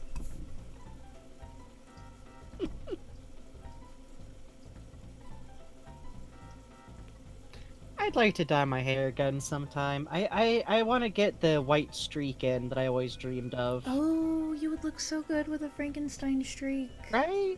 Right? Yeah. Right? It would especially be very funny because I don't even know what direction it would go with the way my pompadour works nowadays. My pompadour is literally just like a collection of curls held into the correct shape by fucking hair weirdness. I don't use product. It would be a hilarious, like, it'd be the only shot anyone but me would have to understand the topography of my fucking hair. Because I can see what the shape of my hair is.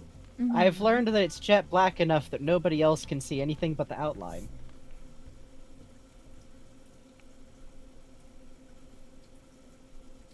That's a good Kleiner face.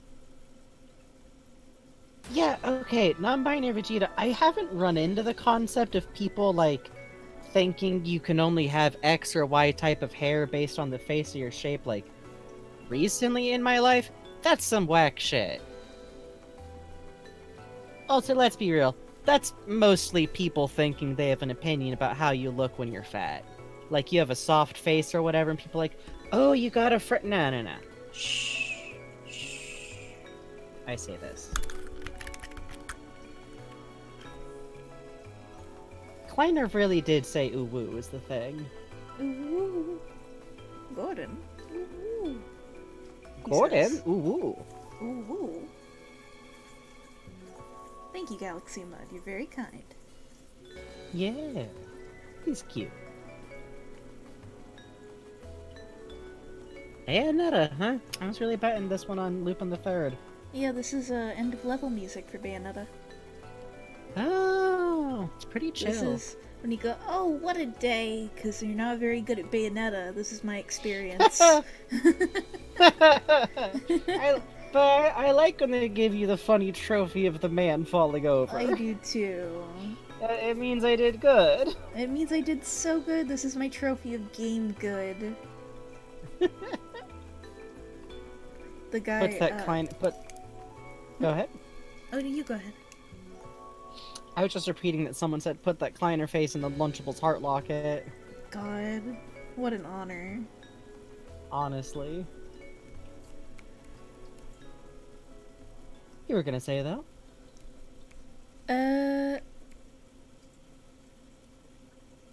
That's a good question. Oh, We'll never know now. it's It's a true. And reward you for see the good man gaming fall over and presented I to you by still the friend from Alan Wake. God, like, Jesus Christ. Yeah, why is it just like the same character, kinda? It's like his fucking uncle or something weird. I, like, still need to go back and play more of Bayonetta. You just played. Hold on. Hold on. Kaz says they played Bayonetta 2 in one day and finished it with multiple platinum rankings. Cause you good? Kaz? You good? Kaz? Yeah, I think your gayness for Bayonetta gave you fucking superpowers. I think you're right. That was your first time playing? I think you just won. I think you just got the Bayonettas. Bayonetta will Yes, be they're coming to your allowed. house, okay? I was gonna say, like, I still need to go back and finish playing more of Bayonetta 1. But I just really love that Bayonetta opens and, like, I don't know why, but I feel like I always thought Bayonetta was more pretentious than it is. Something about it made me kind of think like, oh, it's like covering up for being a booby titty game by being like, oh, the philosophy of mankind and what's the true darkness. No, it opens Bayonetta dressing up as a nun for funsies to lure angels in so that she can shoot them and then grab like a stack of 20 of them by the hips to fucking power bomb them and like make casual fucking jokes in a fucking Austin Powers voice. I love her so It's- much. I say, baby, do you find me shagadelic? But then she just kicks a demon in the face. Puzz is absolutely It's right. She's amazing. lesbian camp. She is camp lesbian, and I love it very much. She's just the only other characters in the game. It's Bayonetta, fucking short gremlin man, who I think just exists to like run around and make funny clown honks when he falls over. That's his job, I think. Big hot man who runs the bar, whose job is hand Bayonetta weapons. And Bayonetta's hot ex, maybe. That's it. That's Listen, the cast. No, hold Jean- on. I forgot. Shitty Lupin the Third is also there. Yes. Jean is her wife. They're just going through some stuff. Yeah. They're like they're trial separation status. Bayonetta 2, I don't know. Just if you Yeah, ever end up playing it, involves a lot Uh-huh. of being very concerned about Jean, is what I will say. In a very wife-like manner. Jean is like. I feel like I know that this stuff is gonna be like, oh well, they were witches and then she got put in the thing because of the evil of God. But like a part of me is like, I feel like this is happening because Jean just like kept buying and crashing motorcycles. It's like, listen, I love you so much, but you keep going off to have big shopping trips and then you punch a cop. And? It's getting in the way of my manicures. Yeah, like, the thing is, like, she is like a titty booby character, like, but also, like, she's a fictional character, and she was created by dudes. But she's fucking ridiculous! It's just, I don't know. It feels... It really does make me think more of a character like Travis Touchdown in a weird way. Like, Yeah. like, no, this is just a fucking dork. She just dresses like more that she is the one female character. I'm like, I think she really does just dress that way because she thinks it's cool, but she's a big dork. And this music is Another World from Final Fantasy Legends 2 on the Game Boy. Oh shit, I thought I recognized it. Mm-hmm. Bayonetta's taller than Doom Guy canonically. I bet she fucking is. God, you learned how to hold up! Sarah Murphy says the Bayonetta motorcycle sequences reminded me that because of the Akira slide. I learned how to drift with a bicycle. Sarah Murphy, you are, like, Lord. you live a fascinating life. Are you Common Rider, Sarah you have Murphy? To tell us that's entrapment. It's okay if you are. You have to tell us if you're Common Rider or it's entrapment, okay? If you see a large monster fight, go towards it, because you are going to get your transformation belt. Yeah. Okay?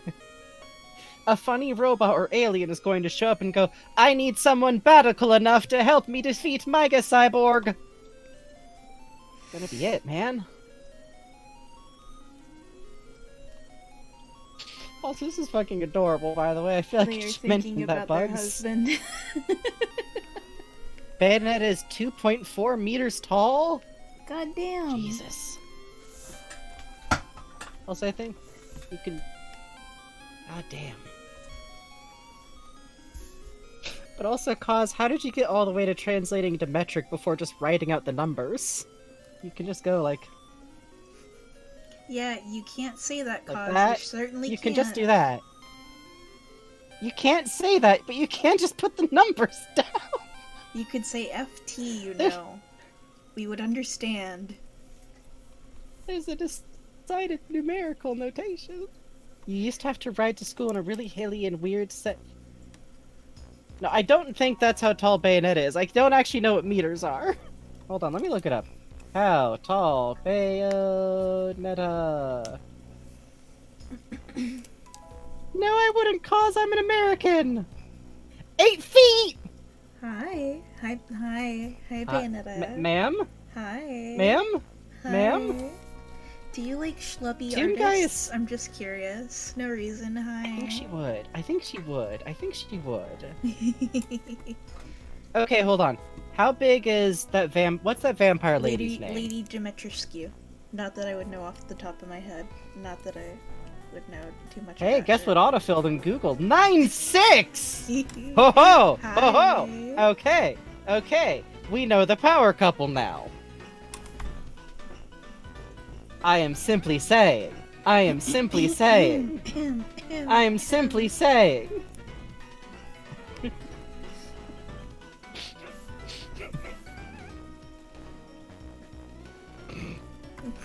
Killer lesbian. Bayonetta would You're- flirt with her is the problem. Bayonetta would flirt with her is the problem. I think Bayonetta just finds evil ladies hot. We're gonna have to stack on top of each other to reach Bayonetta. I'm 6 foot, y'all! I'm fine! I'll just lift bugs up. Yeah, that's true. That's true support. That's when you know you have a good friendship. Mm-hmm. Plus, I already have a girlfriend, so I'm just here to do the homie help. Oh, thank you. Like, okay, have you ever Frankie. You're the ultimate. You know that one wingman. photo of, like, the one friend, like, helping the other, like, up to the window to, like, smooch the person they're dating? That's the scene here. Lift you too? Okay, Cause, but only because you're very polite. Thank you. Thank you. Side note, on Bayonetta just being, like, a cartoon game, it still kills me that there's, like, a whole, like, one of the first times you see Jean, she's, like, motorcycling up a wall, and then does big brawl with the angels, but, like, behind a manhole cover that rolled into place to hide the action, just that she could, like, stand there in a dramatic reveal, like, ma'am! Holy shit! Yeah, there's It's- a reason she and Bayonetta are perfect for one another, you know? They really are. They are both literally messy bitches that live for the drama. Mm-hmm. Thank you for the wasp cause, by the way. So nice of you, Cause. I- Thank you, Cause. I have wound up sincerely building a theory because of Bayonetta and Lupin III specifically, that I think there's a ceiling cap on how cool action can get that is overcome by letting it be dumb. Yep. If you're willing to let your action scenes be a little bit silly and a little bit goofy and a little bit stupid, it is wildly cooler than the same scene taken seriously. I don't know what it is.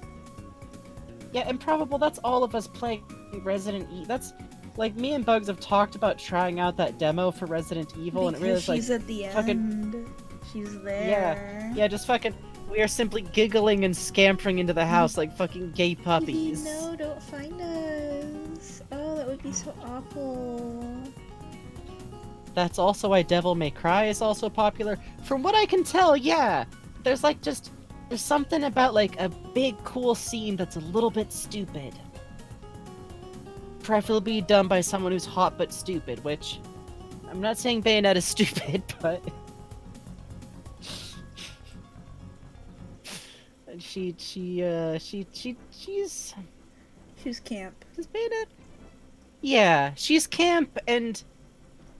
Actually, I'm trying to think, what the hell does she do if she's not, like, fighting angels and shit? She works as a teacher at a Catholic school, the same one What? John works at. Yep. What? Yep. No, she's not! Hang on, I will find She's you a the teacher? address.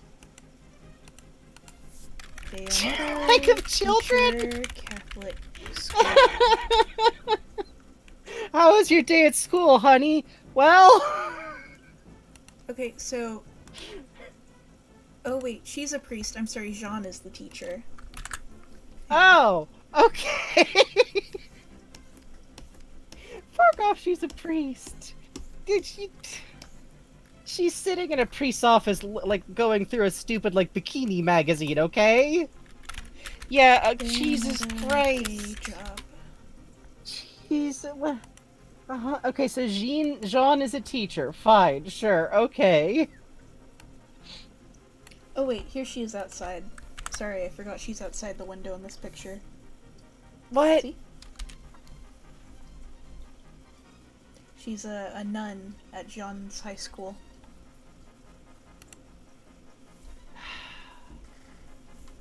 So what you're saying is Bayonetta doesn't actually have a job.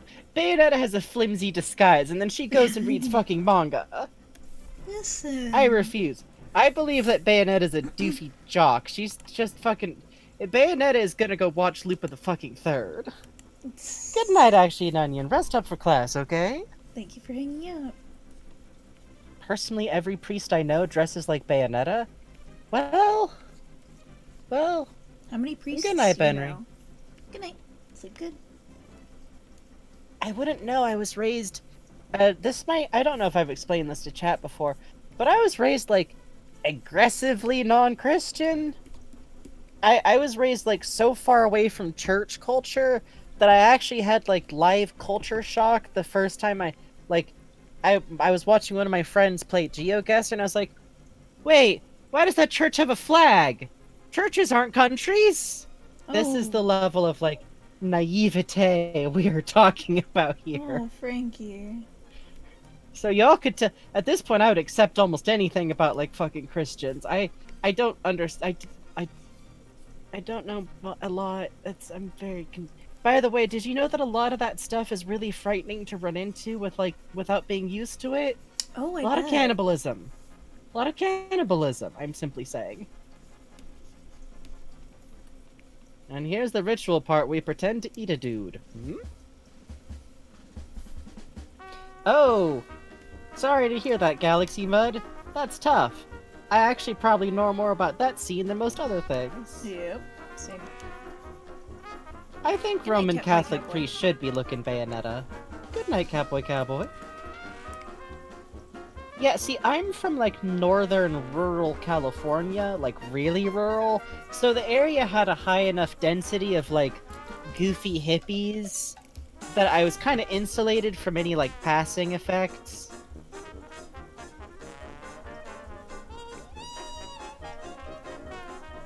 Sorry, I have to... Oh, Cuphead, okay.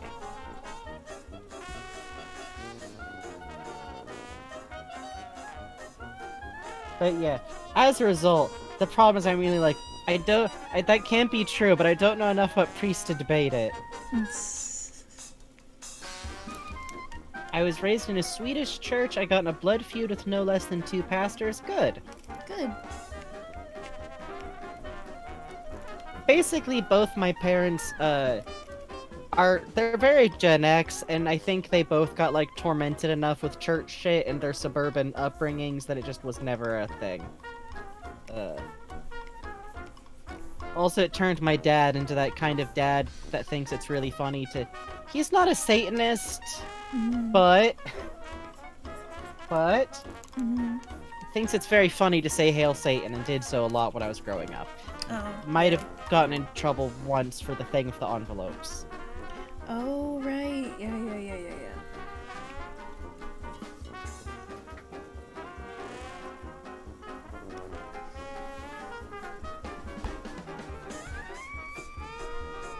My father said he'd get me baptized for years and never did, and eventually stopped going to church. Okay, see, Ruble Beans, you get me. I think that there's just a certain subject of Gen X dads that are like this. I don't know what it is.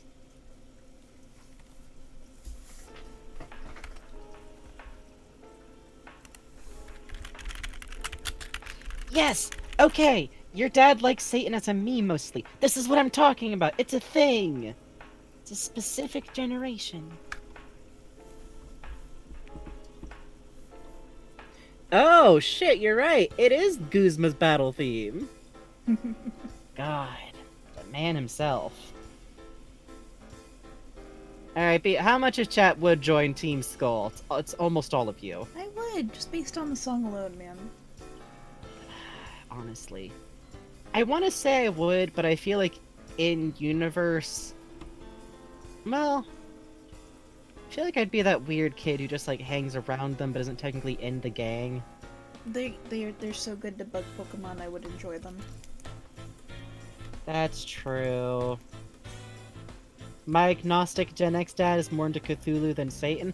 Okay, we have a variant. We have a variant. Well, actually, no, I do want to be, okay. How fierce is the competition to be Guzma's, like, hype rap man? Because, like, I literally look up that rap in Japanese to listen to sometimes because I'm so fond of its delivery. Because the guy who got the job is fire. He's got the pace. It must be like a fucking riot. Like, it is like a 8-hour long rap battle. This is a tournament. You gotta come in there with your fucking, like, best material.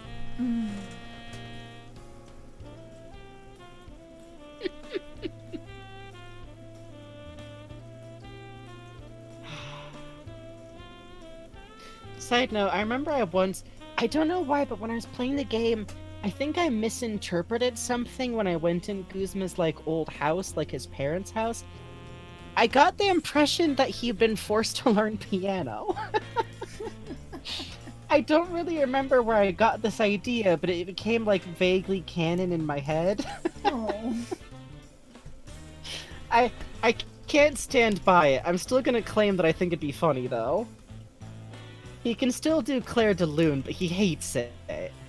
It's like, you remember in Ed, Ed, and Eddie how Double D could play, like, that one instrument, but every time he did it, he just looked like death? Oh yeah, the slack guitar. Yes, that's it! You know how you play that? Huh. It's, you do it in your lap. I think what it is you have to put a spoon on your guitar strings, and then as you slide it up Oh. and down. I think that's it. No, I'm thinking of something else. I'm sorry. Never mind. It's fine. Oh, to get a piggyback ride from Bayonetta in this moment? Fuck. I think Bayonetta would give you a piggyback ride if you asked very nicely and were polite, and it was only one time that you asked. Just once. Just the once. She goes, well, alright, darling. Just once. But you are going to get picked up by a giant demonic hand made out of hair, so... So, weigh that out. Gotta be okay with that.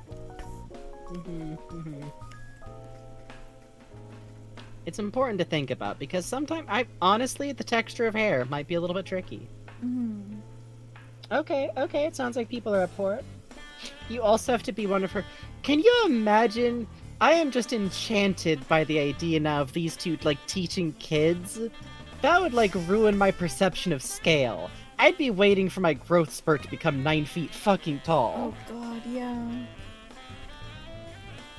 Any day now. Any fucking day now. Any fucking day now, man. I'm gonna be as tall as Miss Shawn. Miss John says if I drink my milk, then I get to be tall. Something went wrong. Also, I am now just thinking about Guzma. For some reason, in a situation where someone needs to take over as a piano player, just head entirely back, visibly hating every moment, perfectly hammering out the tunes. Oh, for sure, for sure. He'd only do it if, like, a Pokemon was crying, I think. Nah, Someone it's needs to definitely soothe the different. Pokemon. He'd only do it for Plumera. Yeah. Imagine getting up to Rascal Actions and you just get picked up by a bunch of hair. God. God, yeah.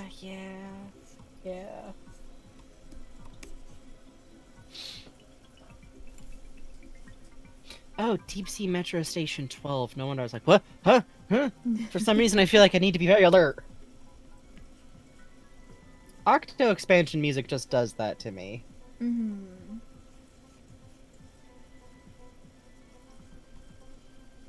I don't actually remember what track plays on Girl Power Station, but I do know that I think it still causes an immediate reaction. Yeah, agree. Just, I need to get in position.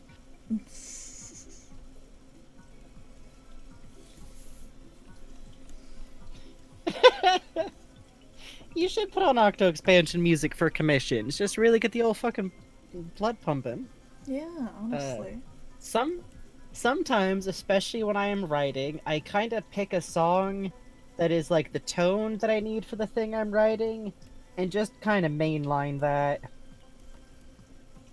Which, eventually, one of these days, I'm just gonna sit down with Man to Man and write something. I don't know what, but it's gonna be gay. Good. Thank you for the wasp, Cuppy Dog City. So mean. Theme of Wasp. Oh god, she's pushing up the hat with her gun. Is this how Bayo flirts? Yes, obviously. She must. I guess Simply. canonically that's kind of how her and Jean flirt. Mhm. By just throwing fucking motorcycles at each other and doing lesbian dramatic sword duels in the past. As one does. Literally, cannot believe the raw drama of I choose to fight the whatever the fuck the unclean Umbra witches. the one of the veil. Hmm? The Umbra Witches. Thank you. There's no rule that says I can't have a really thirsty lesbian showdown with the Forbidden yeah. One. That's like Jean's whole style, and I respect her so fucking much. This woman really just decided that she was gonna get a goth girlfriend, even if it got her kicked out of the church. And good for her. You know? Honestly, Good for her. Honestly, good for her.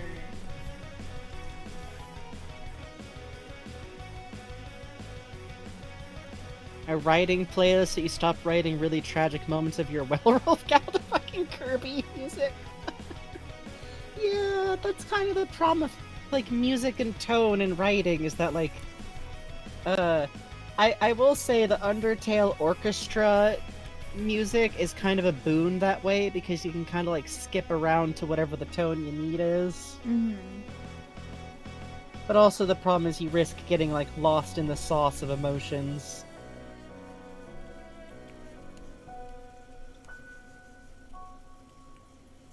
Wasp theme song? God. The Wasp theme song is Last Goodbye, but it's just the beginning part with the power guitar. God. Yeah.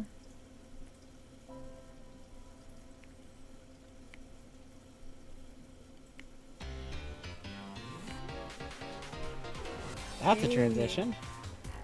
Kinda works. I'm bobbling my head. Honestly, when's someone gonna make the Bayonetta Undertale remix album? outside. It would rip! It would rip!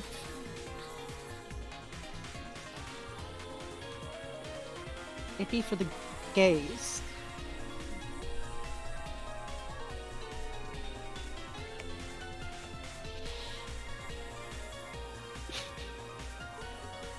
The Muse really got into you on this one, huh?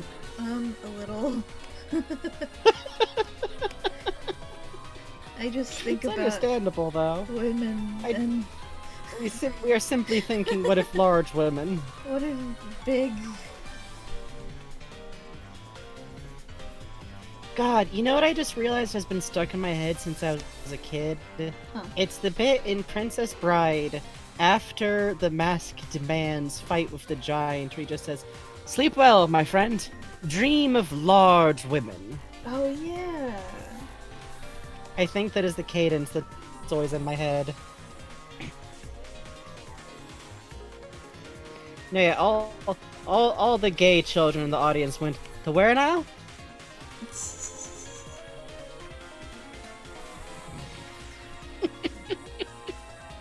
I don't think I can make that my stream sign off, but you're free to, Puzz.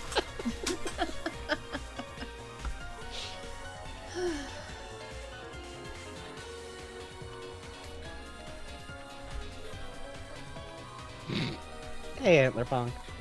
Hello. Hi, how goes? You're being very normal here, is the thing. I think Bayonetta should fight vampires, really. I think that would be good for her. I think it would be healthy for her. Here's the thing. I think it would be good. I think she should do it. I just think it would be in her interesting if she oeuvre. did it. I just think she should think about it. I think it might be something she might be into. Yeah. Is all. I think, like, she should. It'd be good for her resume. I think it would be interesting. I think as an audience member, I would like to see it. I am just simply. I think it would be interesting. We are simply saying. I'm We are just simply thinking, saying. I just think it would be interesting as well.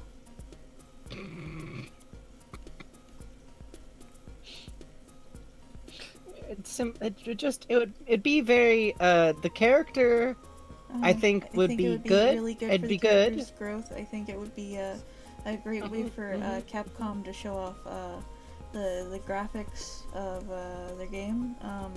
I just think it would be interesting. I just think it would be of interest. It would actually be, I think, maybe the one direction they could go if they wanted to have her fight something besides the arrogant injustices of, like, a cruel god's angels. Because you have to have a subject matter that's big enough, like, style-wise for Bayonetta. You can't be sending her in against some fucking schmo, you know? Yeah. You simply need the style. You simply need, like, the panache. You need the intensity. And also, I think vampires are the best possible option for that level of, like, intense, grandiose, over-the-topness. And simply, I think that maybe Bayonetta should get to fight evil women that are vampires, perhaps. Perhaps. I'm simply saying. I'm Perhaps. simply saying. Bayonetta 3 Symphony of the Night. Listen? It would make everyone happy. Capcom, if you're out there, famous viewer Capcom, listen. Okay, but they have another character who's like the descendant of the Dracula hunt, the Belmonts. But he's like shaped like a normal sized man. God. In every shot, it is just his head poking up at the very bottom of the frame. Man there for scale, yeah. Oh shit, is that why they've got fucking Lupin the Third on the Harry Potter scarf in Bayonetta? For scale? That's exactly why. God. Side note, I like him a lot because I feel like he thinks he's the very cool romantic lead of the game, but the game does not think so. I like your art. Oh. Thank you, Wiggleworm. That's very kind of you. Thank you for the $5 donation. Hey, thank you. That's wonderful of you. Bayonetta Monster Hunter. I don't. Well, I mean, she does fight a lot of monsters that are very large. And you could use their beautiful porcelain visages to make some killer heals. I am saying. Trying to think about how to I think she'd have to. portray this moment carefully. Sorry, speaking of battle music, I do need to jam out a little bit for Yeah. my fucking best boy, Betty! Love that fucking kid. My son, I love him. Also, he's got the best battle music. He does. He is my child, I love him, I'm packing him juice snacks.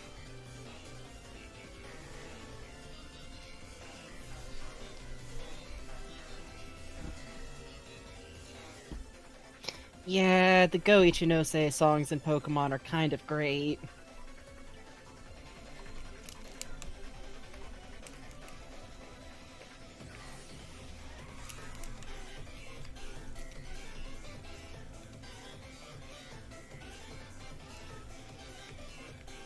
Hmm.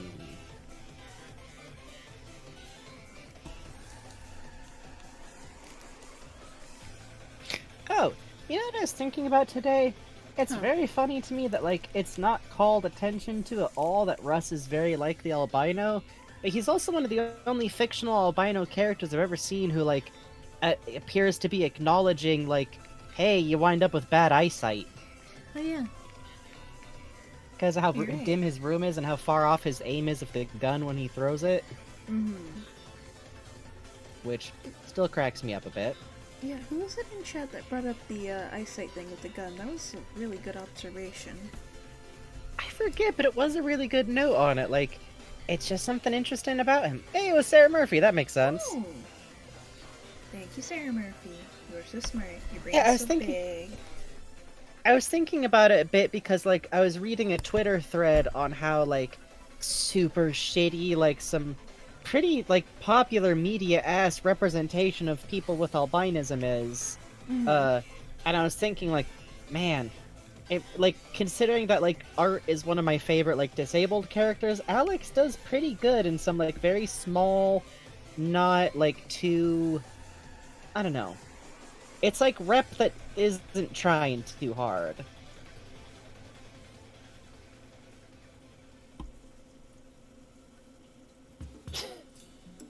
It's You used it's to want to Eli's be a left sniper? leg. That's right. What? Ah. Sarah Murphy? I can't say too much on that subject because I do know a man who is a Santa Claus for a living who used to be a sniper. And he's also I know you 7 can't feet see tall. me raise my eyebrows and turn to look sharply at my microphone, which for some reason is what I do when my instinct is to look at bugs. Yeah, this is someone I met while I was working train service. He's now a family friend, and for a living, he's a Santa Claus, and he was trying to draft my pops to be a Santa Claus for a living for a while. It's And because your pops is giant, right? yeah, and this guy is also 7 feet tall, and Jesus! and he was a sniper at one point for someone, and yeah, he's an interesting guy. I see him every train trip. I say hi. Honestly.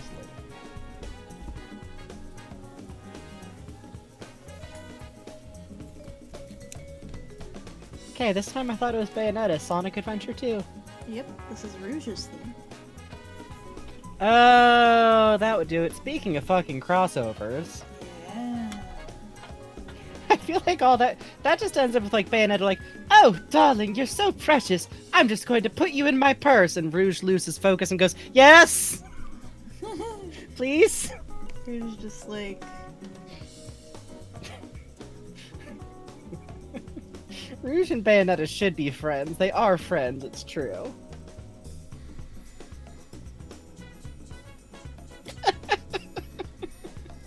Rouge is Bayonetta's persona. I think Rouge is Fujiko Mine's persona.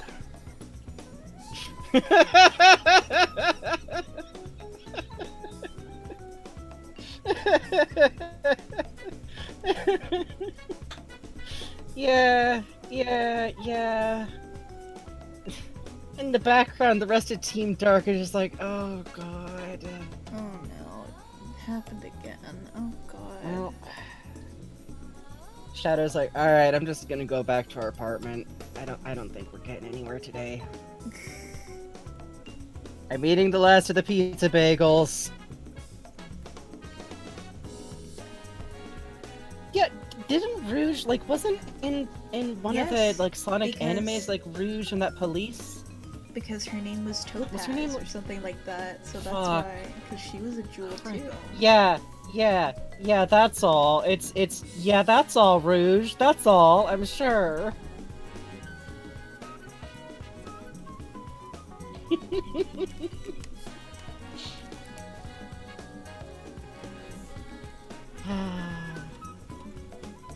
I don't know much about Sonic. All I know is that Rouge the Bat is just Fujiko Mine, but a bat.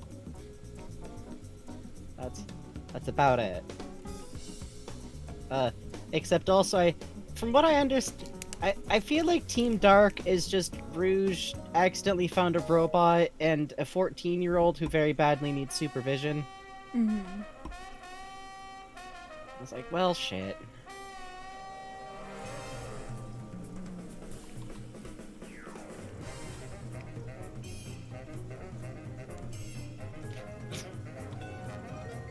Have Oh, either a of us break. taken a break yet?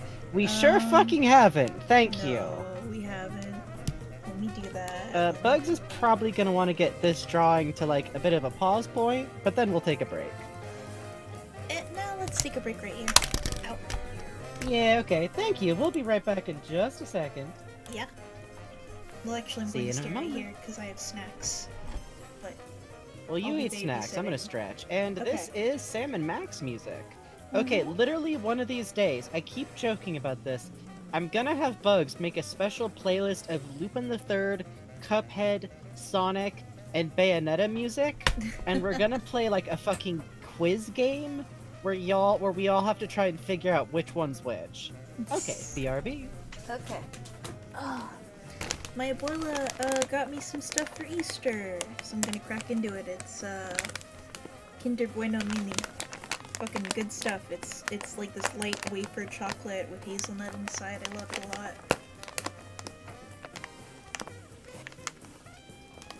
I just have to fight it open.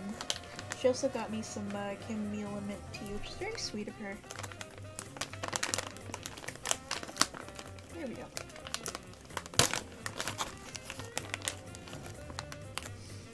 Yeah, my abuela was really excited to see me, because I haven't seen her, since the pandemic started, and we kind of said hi, like, she was 10 feet away, and masked up, and I was 10 feet away, and, leaned out the doorway, and she was all, Mija! So good to see you! I'm like, abuela. Her hair's all short now. It was cool.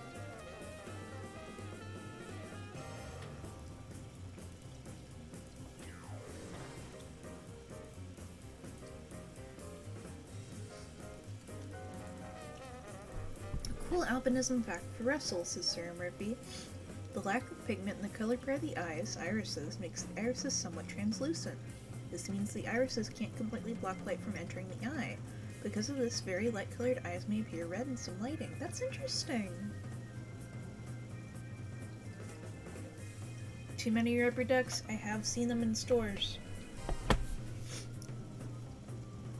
My work office, back when I had like a work job, in an office, that was fucking miserable. But it was by a skate park, so that was cool. We were situated next to a little tourist German village town that had a bakery with pretzel buns, and I wish I'd indulged in more because those were so good. But they had this whole wall of like Kinder and Milka and everything, and oh man, the candy, oh. I miss those pretzel buns though. Oh man. What I would do for a good pretzel bun. So how are you, chat? I have, for dinner tonight, I'm eating curry udon. Though I ate all the noodles earlier because I'm a bastard.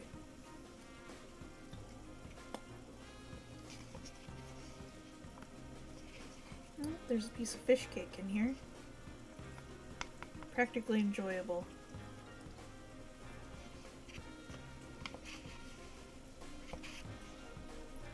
Why did I only eat the noodles and leave the rest for myself later? What's wrong with me?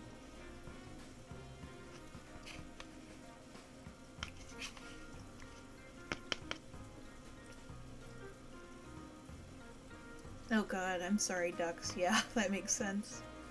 Oatmeal with coconut milk and cocoa powder and a banana. Ooh, that sounds good.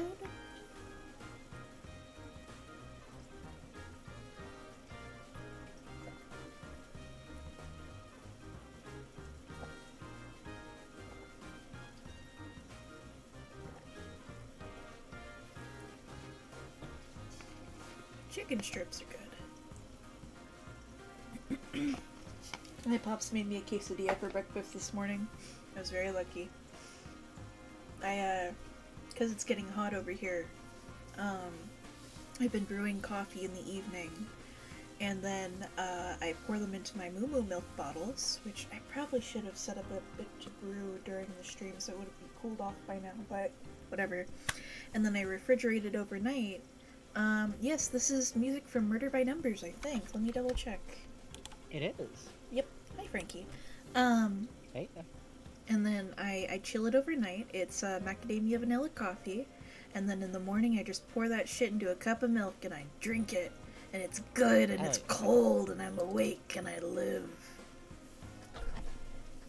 I've been kind of bouncing back and forth between like coffee and tea recently. I still don't drink coffee as much, but it is maybe once it starts getting hot out, I might start making some cold brew again. Okay, I'm stealing this from Balp. Do you know that you can just fucking wrap coffee grounds in a thing and then put that in like a fucking lemonade pitcher and then put that in your fridge and just have cold brew all the fucking time? This thought did not occur to me until Balp mentioned it on a VOD for a stream, and I was like, what? Hang on.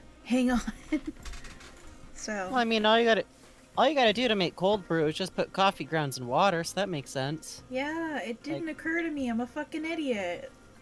Here's the recipe for cold brew. Grind up some coffee beans, like, pretty roughly.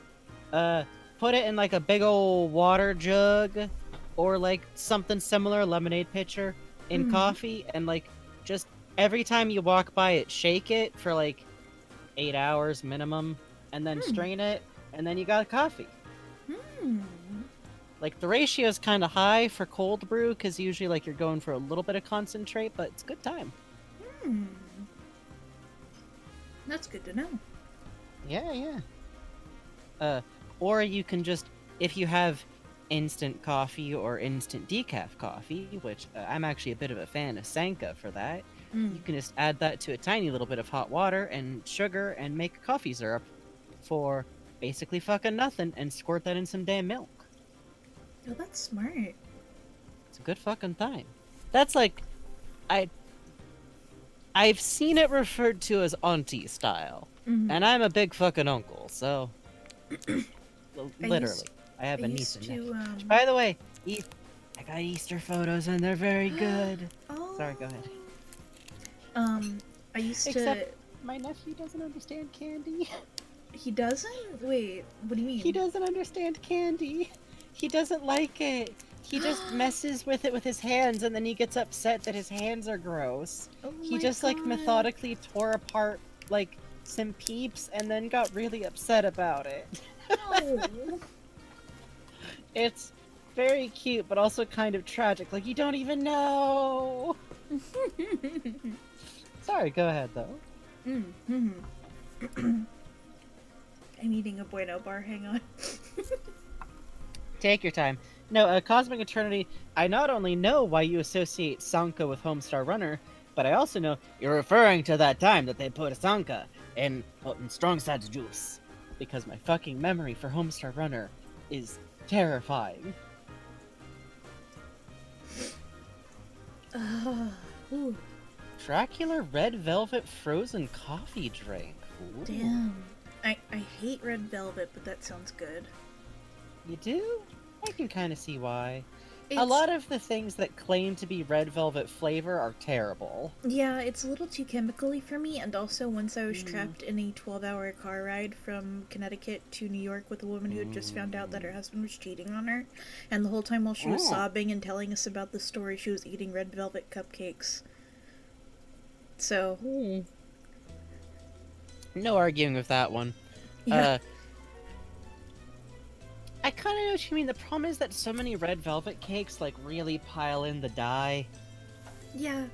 Yeah, the dye taste can be strong. If it's done like with a delicate hand, I like it. You know, when it's like moist and chocolatey. Yeah, That's good. yeah. Mostly I'm just thinking about how much I could kind of go for like chocolate cake with a cream cheese frosting, Oh, that'd be good. right? It's cool out here again. So I'm like, I have a very short window in which I might be able to bake. It was Sarah Murphy. It was a trip from New Hampshire to CT to New York. It was a 12-hour drive in total. She took up the latter half of the drive, I think. It's tulip music. And It's also it tulip. was- Of course it's fucking tulip. It was going into the city, so a lot of it was sitting on in traffic. I don't know how East Coast distance works, because people will be like, I traveled so far, it's 2 states away, and then I look it up and it's like the distance it used to take me to go to groceries. Yeah, I don't fucking understand it either, to be honest.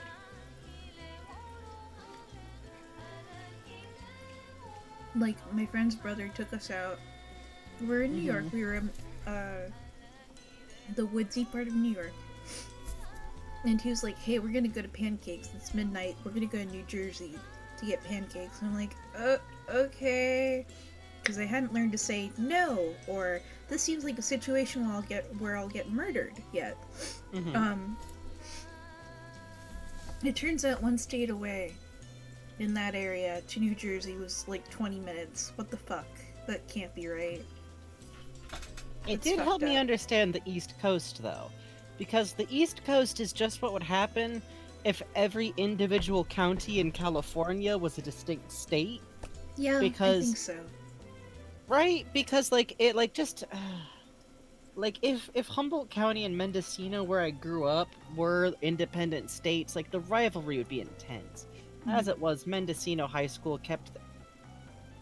My local high school was very small, and technically we had, like, a sportsid team, but other towns kept deciding they had a rivalry with us, and we didn't know what they were talking about. Which is a weird position to be in. Fuck South Fork! Fortune! It's like, what? Man, most of us are just trying to get in the crops. And I think upstate New York, I'm not sure. Oh, no kidding, Sir Murphy. That's cool. Makes sense. Oh god, yeah, mischievous. I was looking at like what the music is, and I was like, this one's giving me fight or flight. Yep. Battle music from Mother 3. Yep, that'll do it. That'll do it. Give me just a sec.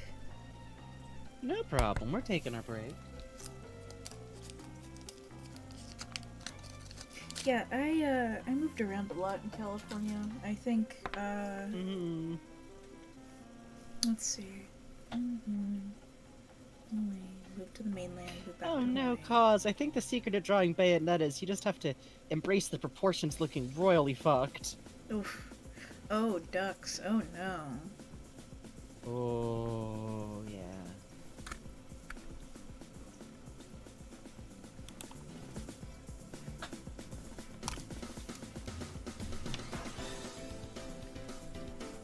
Oh, fuck yeah.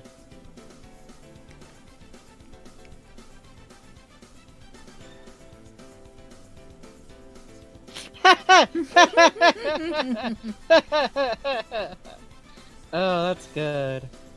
I didn't grow up like I grew up in a very small town area, but nowhere near where my parents grew up. My parents both grew up in like Southern California, like Camarillo and LA, nearish suburb area place. They all kind of run together. But like I did grow up in the same small area that my big sister did. My big sister is 8 years older than me, which is an advantageous gap. Because nobody who's an actual, like, peer is really gonna remember someone who's 8 years older. But the teachers remembered her. This worked out okay for me. Yeah, no, I'm with you, cause all this scampering between states on the East Coast is like, I'm from California, we're too big, we are as nothing next to the monolith that is Texas.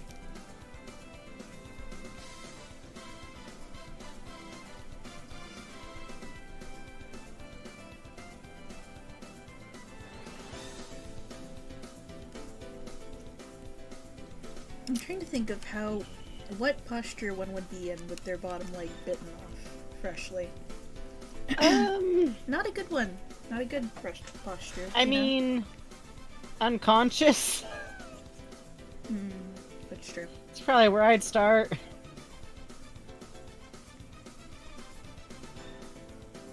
But I think, okay. Probably kind of like a... I want to say dead weight, but I actually think you'd be pretty tense. Because, as a pain response goes, it's pretty natural to have some trouble that way.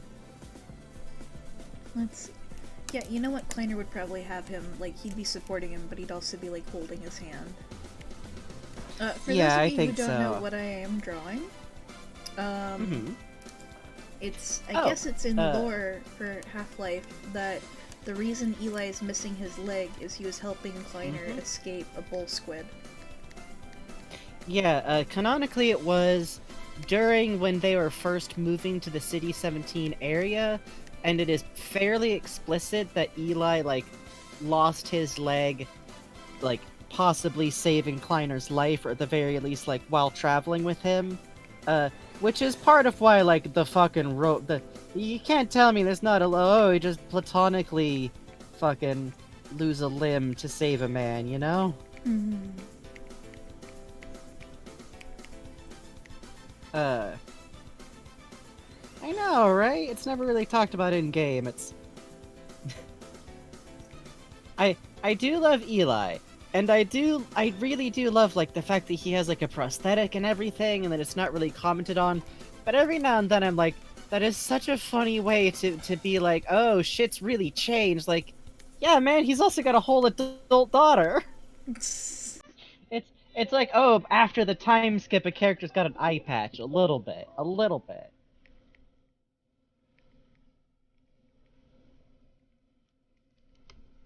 But also, I like it a lot story-wise. Yeah, I do too.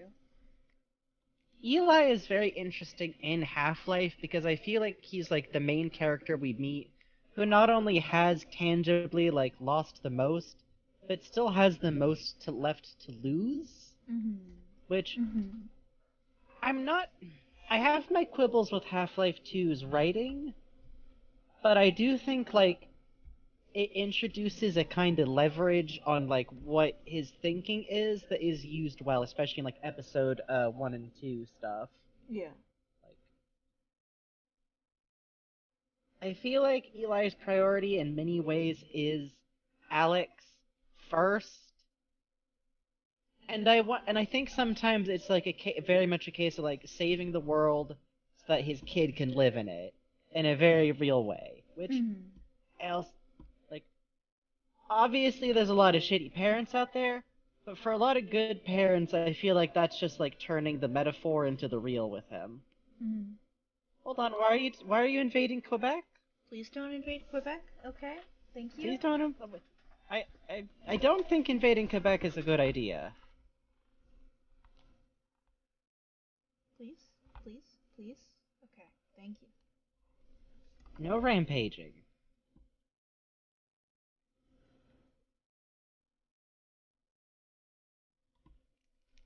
But yeah, I don't know. I like it a lot about Eli is he's he's not ruthless isn't the way I'd put him, but I think he's very direct about getting shit done. Yeah. Which uh F1 no, Puppetkin I big agree. F1 and 2 from Half-Life 2 are really big improvements on Half-Life 2 alone.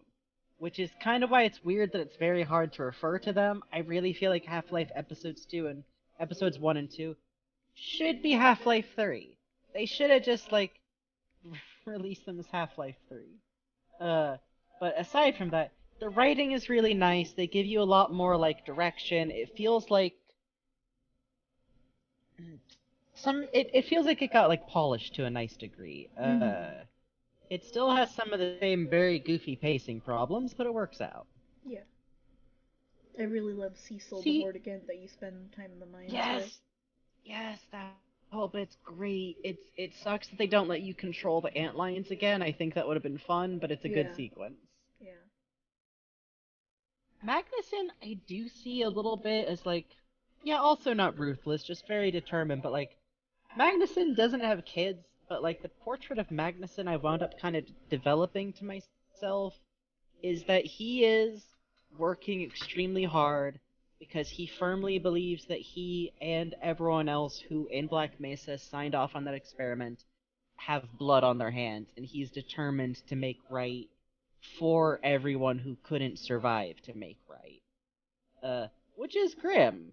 But a lot of grim shit went down, and I just think that Magnuson is the kind of guy who's like thought this through and made his peace with it, and is just, this is what we're fucking going to do. And like the matter of like individual guilt about it is nonsense to him. He doesn't give a shit. He doesn't care if the G-Man handed over the sample that kicked this off. He doesn't care if fucking angels descended and handed over the sample. Hundreds of intelligent people signed off on something and it went down like this. They took their gamble and lit the sky on fire. Eli! I think Eli's still a little worried about the concept of individual guilt. God help him. Poor dude. Yeah. Maybe he could talk through his feelings instead of shoving Gordon onto a helicopter, but... Please let Gordon have nap. Gordon's going to have a nap whether people want him to or not. Sincerely, the way that Half-Life Alyx whites out, even if you don't grab the crowbar, makes me think that Gordon is having a nap time, actually. Considering the fucking injuries he's picked up. Yeah, considering how fucking rough he is. No, it's also just very... The way Half-Life 2 Episode 2 ends is so stupid to me, because it's like, quick, Gordon, you have to get up to go rescue Dr. Judith Mossman, everyone's favorite character. Remember when she got me, like, sold out to the bad guy, Gordon? Like a day ago? Gordon? Quick, you gotta go rescue her. Oh. Gordon, there's a teaser of another set piece. You wanna go where you're all injured and tired and sweaty? You wanna go somewhere where it's sub-zero temperatures? Fuck you. Wanna fly to Antarctica? A thing that can, like, logistically even make sense? No, you gotta go. They got a teleporting boat. The Combine could use that to... What? What exactly? You know, what does that do that actually gives it... The Combine already have portal technology. You know. It's just a big invisible teleporting ship.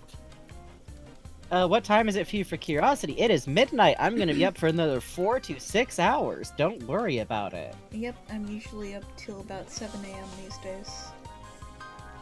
I kept thinking, oh, well, my brain's gonna adjust to, like, the time zone shift, to, like, the time, right? To, like, the daylight saving stuff changed. And then the problem is then it immediately got hot. So... There's no convincing my brain, yes, you should be up during the hot time of day. It just doesn't work.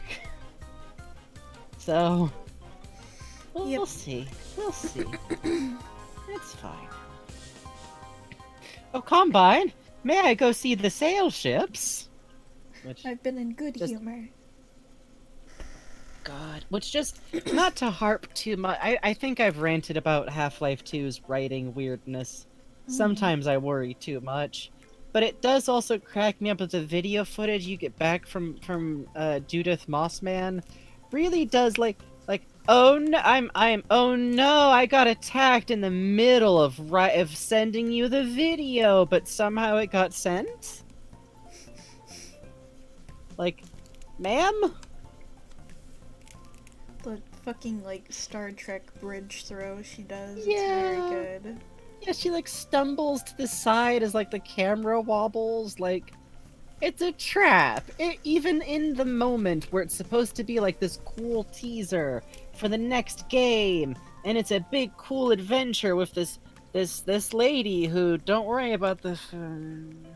It's like they forgot to write something. It really feels like they thought they had written her like being so important and like the emotional connection, but they didn't. They just kind of didn't. Yeah, the Combine were nice enough to send her emails.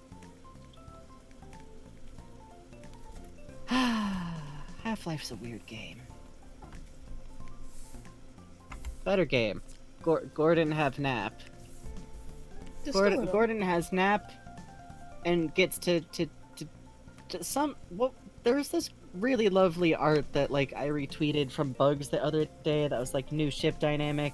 Gordon fantasizing about pulling weeds. Barney fantasizing about Gordon pulling weeds. I've been thinking about that. Like, yeah, Gordon probably would like to just do something that doesn't involve thinking for a bit. Mm. You know, you go in and you weed stuff, and then you finish and you look at it and it looks nice. Mm-hmm. That's about where he's at. Also, this is killing me. The mans.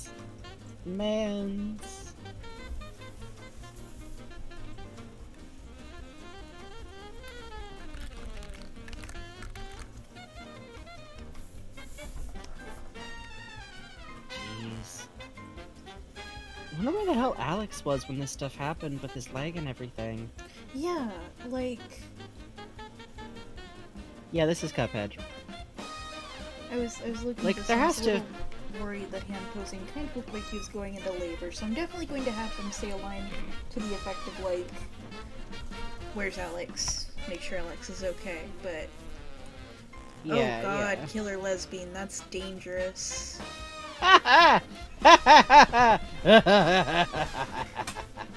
Sorry, I was sitting back from the mic. Well then. Okay, so.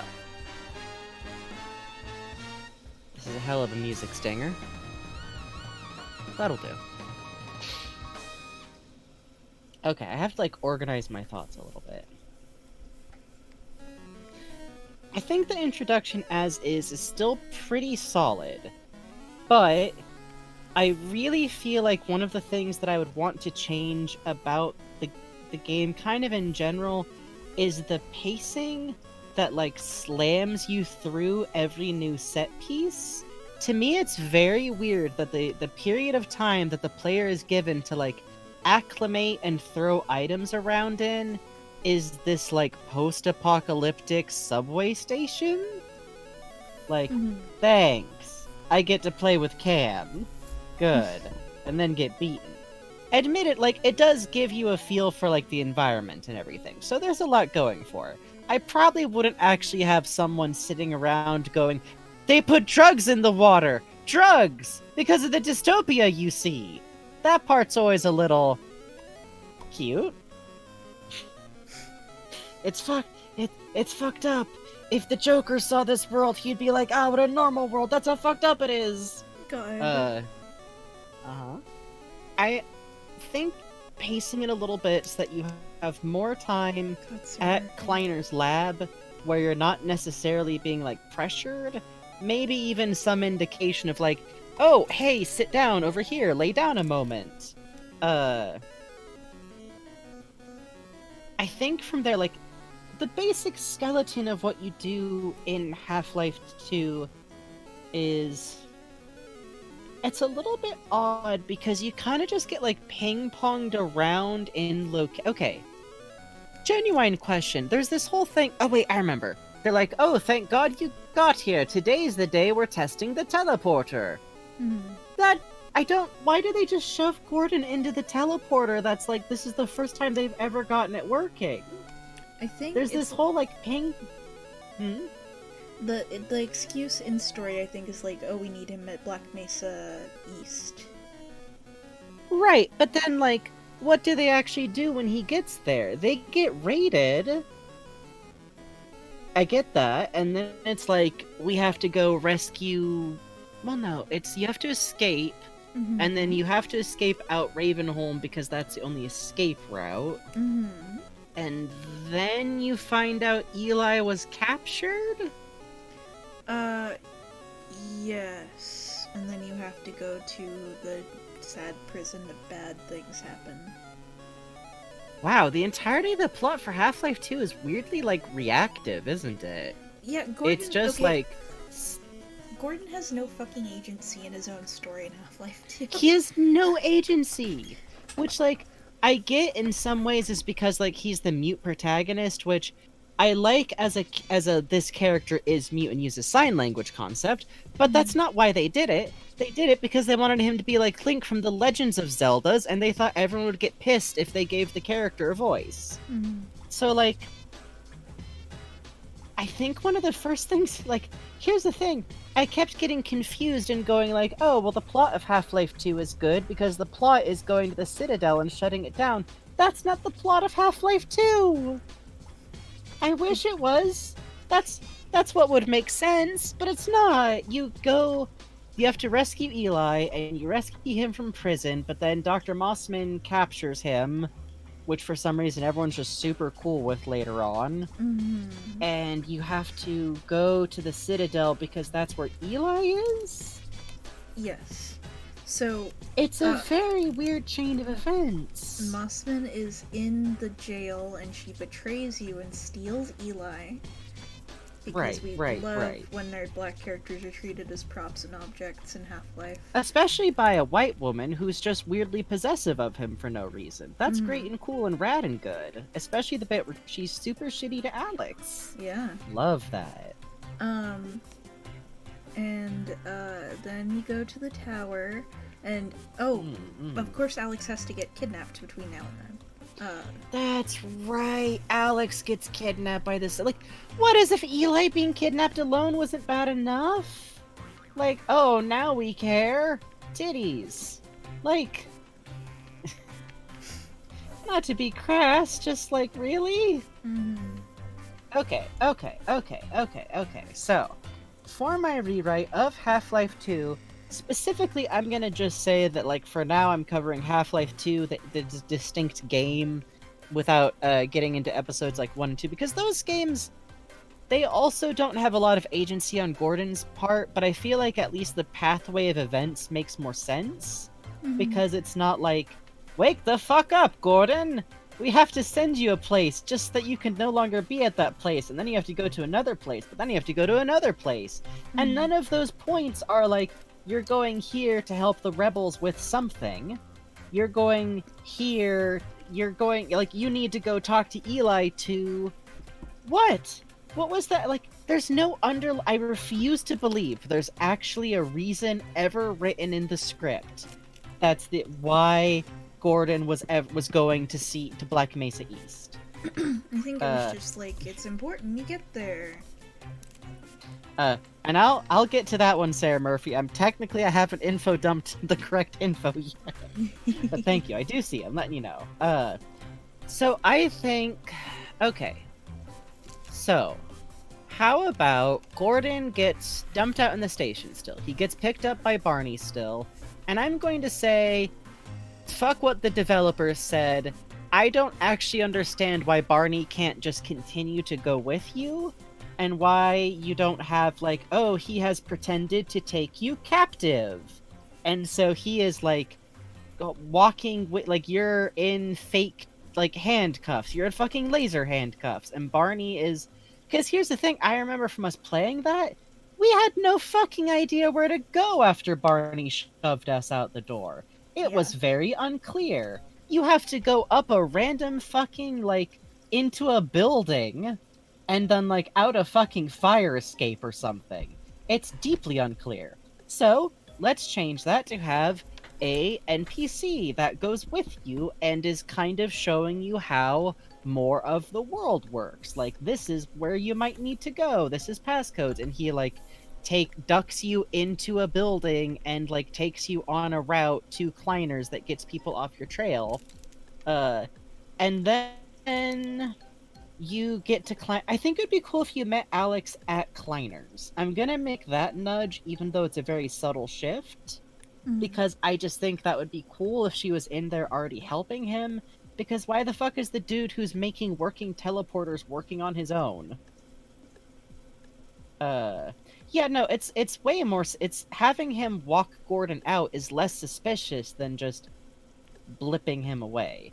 Also, yes, I do just want Barney to be there a bit, and then like Barney could explain a little bit about like what's going on in the story. Like it's not like you remember it, Gordon. Things went real wrong.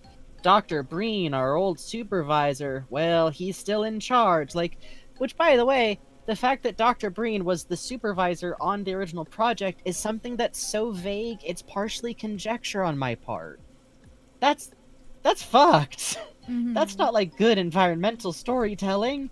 That's just basic info that is deeply unclear the entire time. And one thing that kills me is that Half-Life 2 has some really good environmental storytelling in it that doesn't, like, really contribute to the story. Like, there's little details of really good world building. Like, if you watch the citizens that have to go into their districts at the beginning of the game, they actually have to do, like, a special motion to get scanned. Yeah. There's, like, all this really cool like, stuff. Which, by the way, like, it's the only thing that is good for is it's shown is that the reason why Gordon gets flagged as unusual is that he's one more person than the system thinks should be there. But I feel like that would be interesting to communicate and then have Barney be like, yeah, sorry, we gotta take the really long way around so that the system doesn't flag you as being in the area. Like, that would be nice. And then you'd get like, okay, Barney knows the system really fucking well. And yeah, my headcanon is that Barney isn't an employee, as in there is not like a ledger somewhere that says Barney Calhoun, Combine member. He kinda steals his shifts and ducks in and out because I think it makes as much sense as anything else, and it's less shitty for his whole ass life and brain. And yes, this is the good fucking song on right now. Best song to die to repeatedly. Yeah, exactly. That's another thing, Puppetkin. He says he has to, like, stick to his shift. And it's like, how can you be a rebel if you actually have to stick to your shift? If you're actually, like, a member of the Combine under deep cover, how do you ever go visit Kleiner and any of your gear safely? Because all that's really there for is as a reason for Barney to not be there. Okay, so, Barney goes with you to Kleiner. You meet Alex at Kleiner's. What if the reason that you're told you should go to Black Mesa East is to... Which, by the way, I can't believe I'm saying this as if it's a new idea, to get you out of the city so that Breen doesn't know you're there. Because, like, what if we got, like, a line that's like, Breen has been looking for you a really long time, and it's like, well, why is Breen looking for him? Why would Breen even know that Gordon's someone he should be looking for? You could kind of point towards the weird, like, Breen somehow knows that Gordon and the G-Man are involved thing, like, way ahead of time. And Kleiner does wear a bow tie, but only for fancy occasions. Okay, so the reason you're going to Black Mesa East is to get you out of the city because Breen's looking for you, but also it'd be cool if they're like, we need to do some scans because, hey, Gordon, you still look 27. Why does no one ever acknowledge it? It drives me crazy. Like, no one says anything about it. It, like, the closest we get is Eli being like, ho ho, why don't you fuck my daughter? Like, it's, right? It seems, it does, so, like, I don't write that, never write that, never write that. Okay, so you go to Black Mesa East because you need to get out of the city, because you need to be safe, so you can be scanned. Alex goes with you because, like, you're going to go find fucking... That's where their dad is. They know the way. Yeah. Wow, Gordon, you sure look young. Let's not question this. Listen, Barney can which get by a the- whole facelift. God, shut up. He just started drinking water, okay? Okay. He was dehydrated. Y'all know Barney's like 2 days out, and then he opens the water bottle and is like, y'all know you can eat this? Y'all know this clear stuff? You can eat this? Y'all know that? My mama told me the water was poison.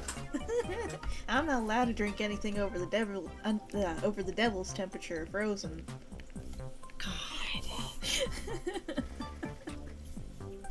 Okay, so you go to Black Mesa East because you actually have a motivation, and like maybe what if, hey, just saying Gordon had any kind of interaction where he's like, hey, I'd really like to know what the fuck is going on. Okay, Eli can like help explain things and might be able to find out what happened to me. What if Gordon actually had opinion about the fact that he just woke the fuck up with some dehydrated fucking son of a bitch talking to him spooky, and now he's in the apocalypse? What if? Hold on.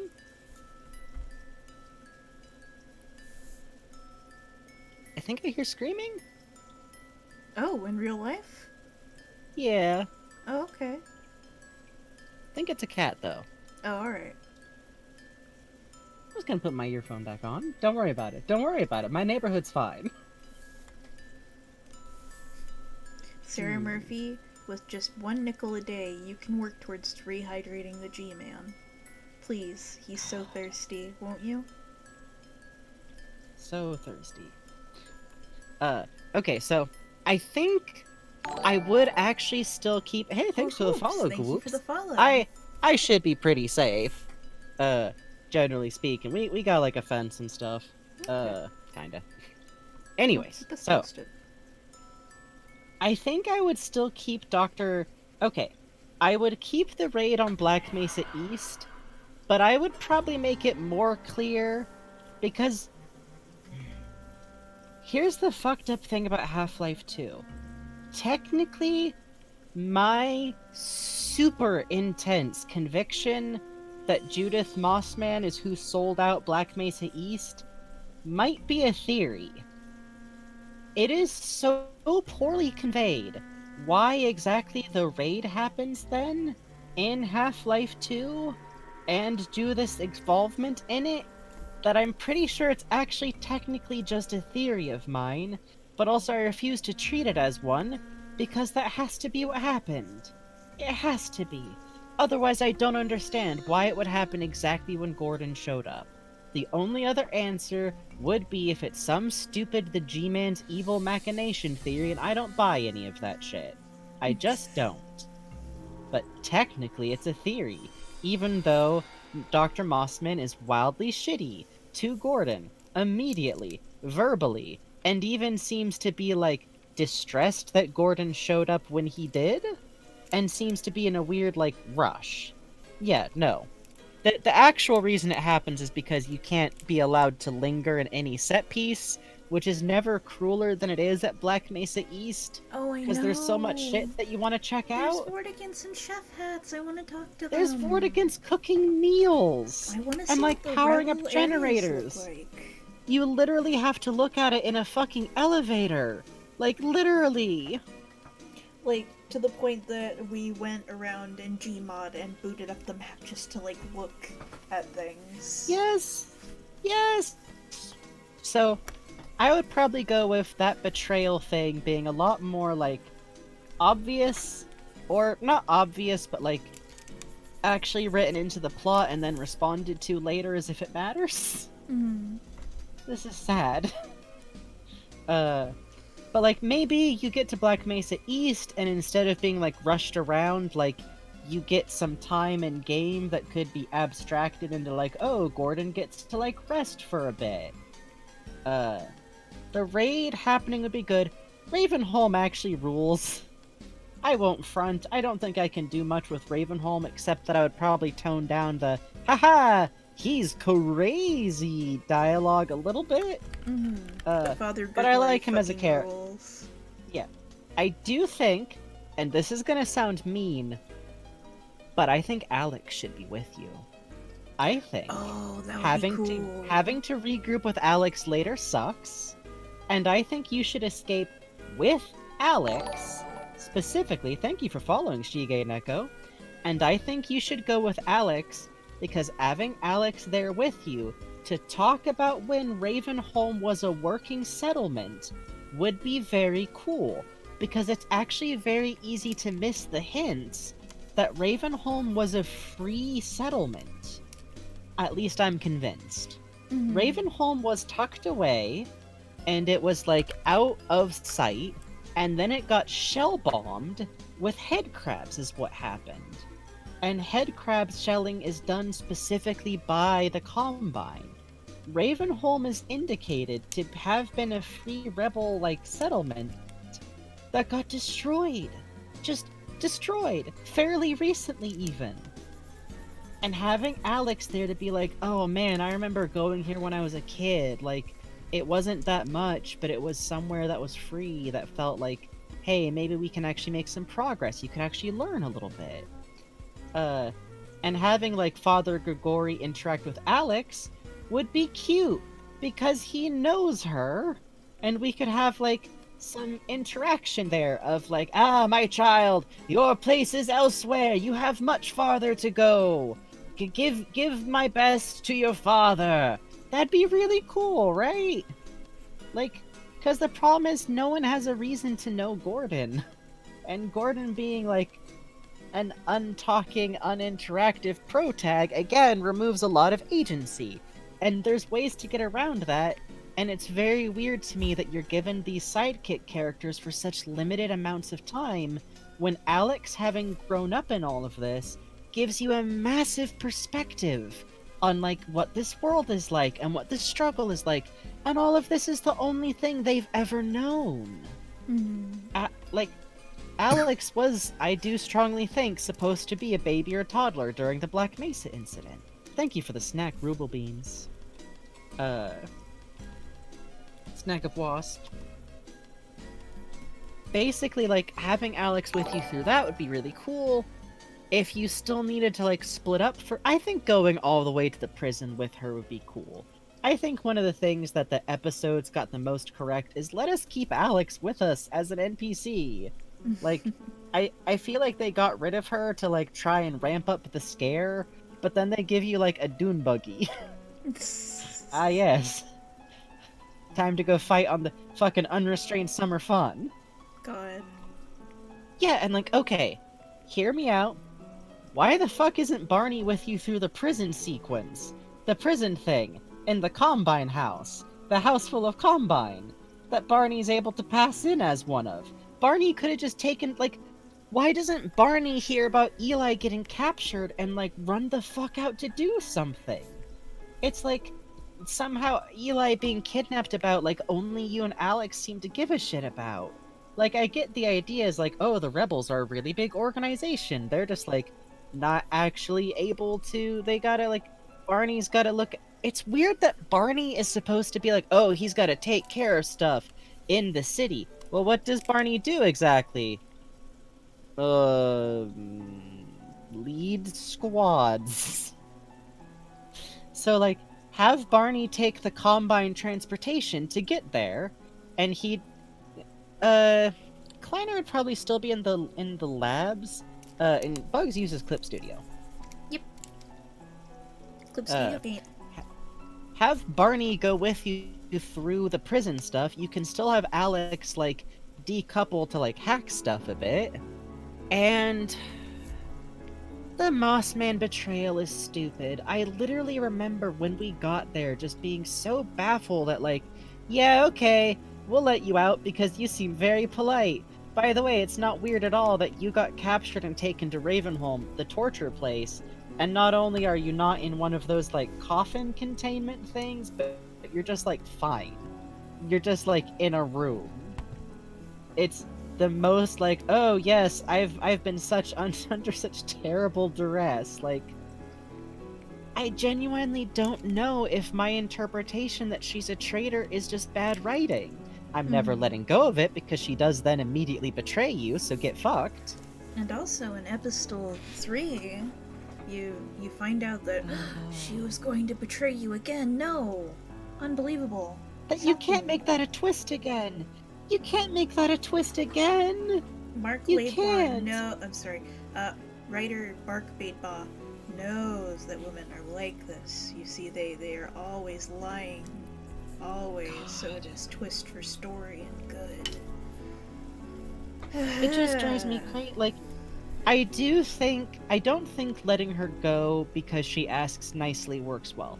I do think it could be interesting if for some reason you need her specifically. Like, what if you show up and she's like blatantly doing shit that makes it clear she's in charge, so you like hostage sitch her a little bit.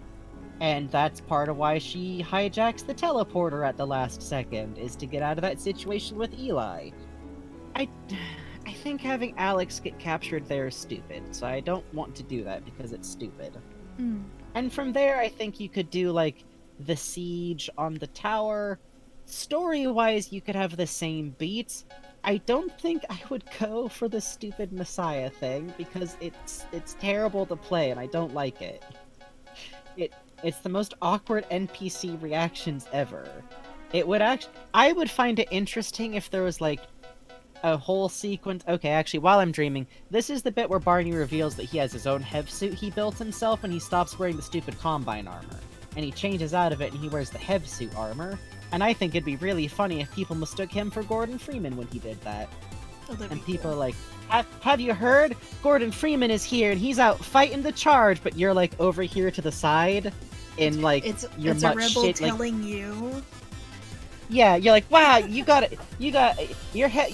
armor looks pretty good, but nothing like the real Gordon's, and you're like, yeah. Mm-hmm. And then, like, you could team up with Barney for, like, the Strider fight, which doesn't take 5 million years, and is, like, maybe just one Strider? Maybe it could just be one Strider, y'all. Maybe just one. The Barney Hev suit is blue. It has to be. It completes the dynamic perfectly. Give me goofy, bright blue Barney Hev suit armor.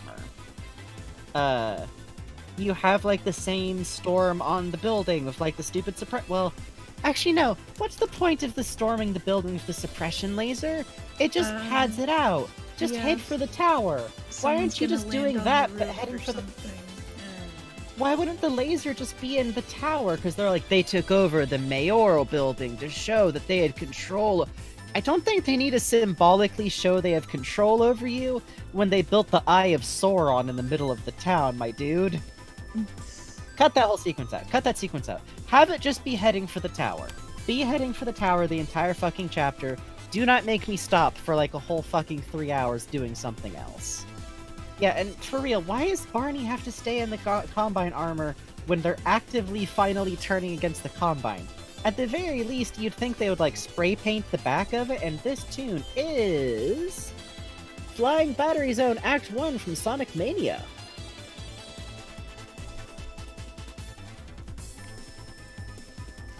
But yeah, like, have Barney have his own Hev suit, because I say so, and I think it'd be cool. I'm gonna say Alex is with you, and she is riding Dog, and shooting people from where she's riding on top of Dog. And helping to, like, dismantle the Combine barriers so that people can swarm them. Actually, no, wait. I know what I want here. Alex takes charge of the rebels. Because why the fuck doesn't she? Why is it... Oh, Barney's leading the rebels, kind of. You're leading the rebels. No, fuck off. Alex is the daughter of the head of the fucking revolution, and she's going to go get her dad back, and she should very suddenly figure out how to be in charge. And she's literally like, how is that not the story beat where someone who grew up under this regime is who takes charge of, like, fuck it, we're doing this, we're tired, this is the moment we have that we can make this work. Then you have Gordon going for the tower to get Eli back, and also to still do, like, hey, shut off the Combine's ability to teleport in the rest of the goddamn army, because it feels weird that it's never talked about that the real problem with the Combine is that they can summon infinite, like, you should... I know this was probably way beyond the tech at the time, but imagine looking up and watching, like, reinforcements pour out from that teleportation thing. Like, that should be the threat. That should be the problem. So then you head for the tower, you do that normal thing. I think Breen doing stupid speeches at you is actually very good and funny. I don't think it's meant to be funny. I think if you did that speech and you were aware that the villain is a giant asshole, it would actually land really well. I really like the idea of Breen doing that shitty, like, look at all I've built, Gordon, what have you built? You've only destroyed, where it's like, you built a dystopia. I actually do like that writing. But it becomes stupid because Alex is there going like, don't listen, Gordon, like, yeah? Gordon, Yes? he's infiltrating your mind. Don't let him Where he's in. like, Gordon, you're a little piss baby, aren't you? Gordon, have I told you about Sigma males? God. Christ. It is you are outside of the structure, but you are equivalent to an alpha, Gordon. You're killing me.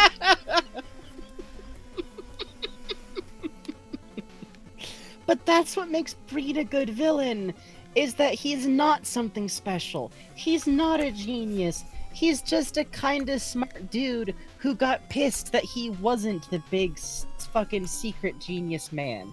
Alex has that by showing like, oh, Breen was trying to convince everyone like, I am your savior. I'm the super smart special boy who negotiated with the aliens, and everyone's like, who the fuck are you?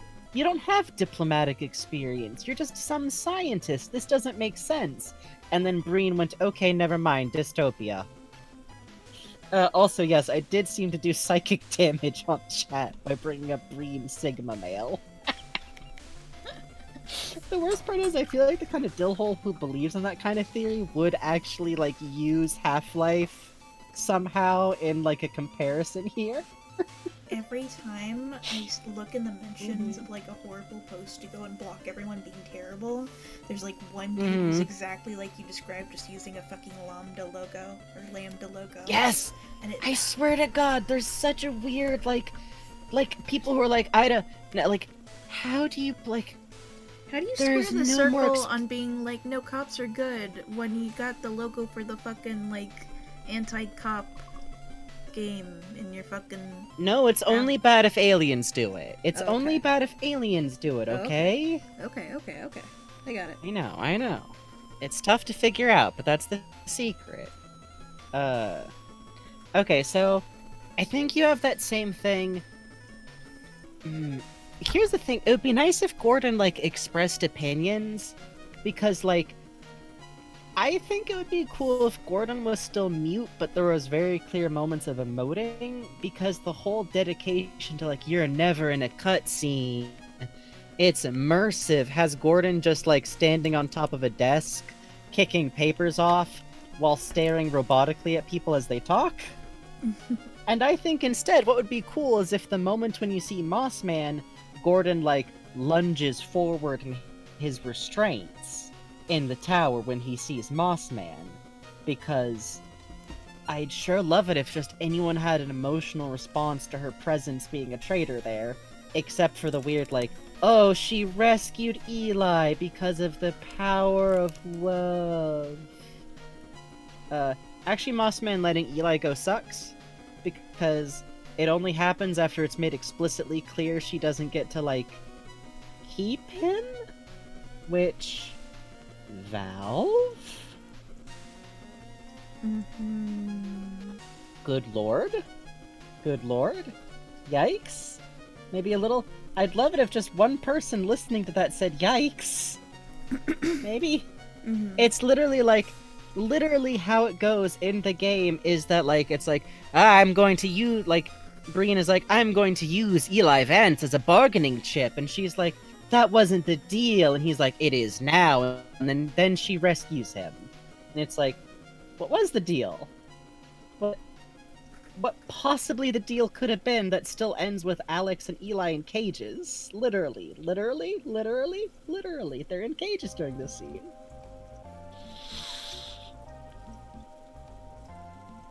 Fuck that. I think it would be cool if Alex got them both out instead, because she also uses Alex's hacker device. Like, it's implied she stole it from Alex, because it's what she uses to unlock the cages. And I just think it would be cool if, like, maybe Alex got to use her own thing instead of evil white lady just kind of stealing it. And this is Mother 3, almost certainly. Yeah.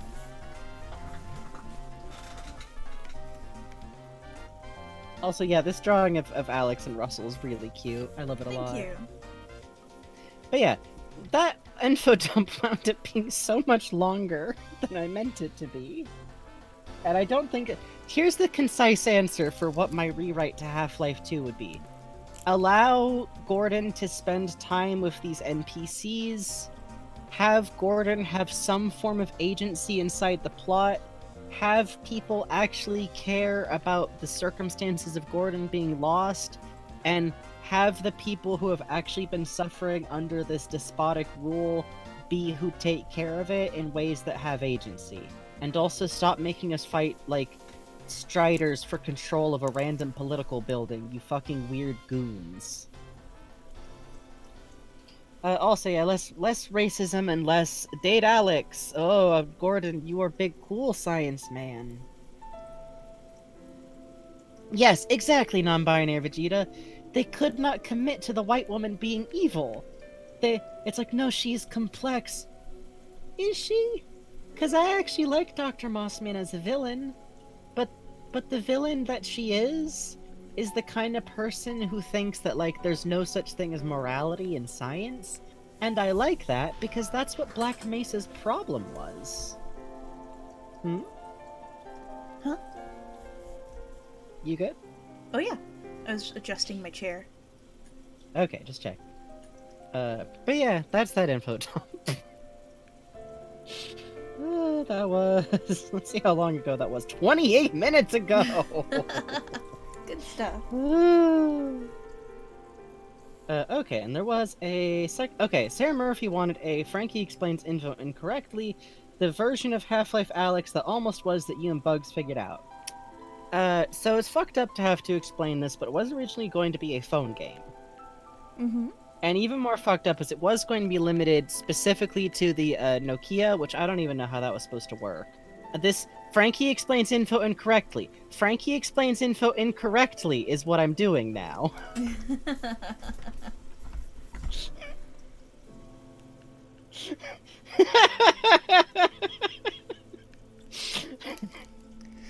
I gotta preempt those more. I don't know, I just say things. So it's definitely going to be a phone game. It was going to be Half-Life 3 The Squeakquel, and Alvin and the Chipmunk. It was going to kind of be like Kingdom Hearts, but with like all of the really rock bottom like cartoon licenses. So it's Alvin and the Chipmunks, and they were going to have Tintin, but specifically the kind of eerily animated Tintin. But then you know how like Hergé's estate is. You know they just like it didn't work out. They wanted way too much money. They always want way too much money for Tintin. And I do believe some of the Precures. I don't remember which generation, though. They were still kind of negotiating that bit. So it was going to be a phone game. And it was going to be kind of one of those, like, puzzle RPG things where it's like, oh, you have to solve a puzzle to defeat this head crab. Where you always wind up being like, wait, is the head crab playing Bejeweled against me? And yes, the answer canonically is yes. It was kind of a muddled game in development, but we found in the files that according to, like, the original documents, the reveal of who the traitor was gonna be,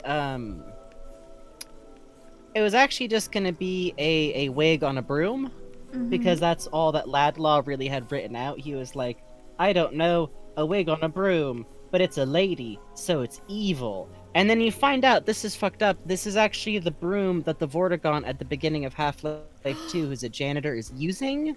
That's I know, right. I know.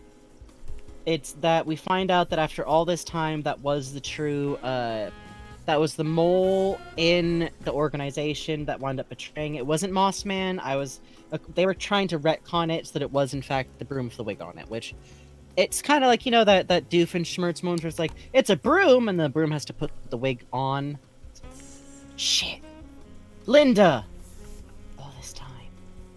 And we do find out, sadly, however, that she is also Barney Calhoun's totally heterosexual girlfriend. So it's doubly sad because, like, as Alex, you talk to Barney and he's like, I just really miss my girlfriend so bad, and he shows you like the photo in the locket, and it's only like later after the reveal happens that you realize like, oh shit, it's Linda, and it's the broom with the wig on it, as by Ladlaw's design. God, that's so fucked up. It's really fucked up is the thing, and I don't really like the fact that after she was going to be revealed to be the person talking to Breen like through communication, the next time you see her, the broom is painted black, like you know, like sexy. You know, you have to do like the sexy villain turn. It was really fucked up. Luckily, they did like restructure entirely, and instead of having it relegated to a phone, they decided to make it literally less accessible and make it a VR game. But it's cool because it looks fucking dope. So I think that's a fair trade-off. I was this close to accidentally starting a rumor that there's a for the phone. I was literally talking about this of like the possibility of playing Among Us. I don't know if I'd be good at playing Among Us, but the problem is I don't have any distinction between telling lies and truth verbally. So I would be like I would probably be pretty good at like, oh yeah, no, I didn't see anyone over there. I was doing the card reading thing. I can't ever get the timing right, and be like, I just killed 2 people.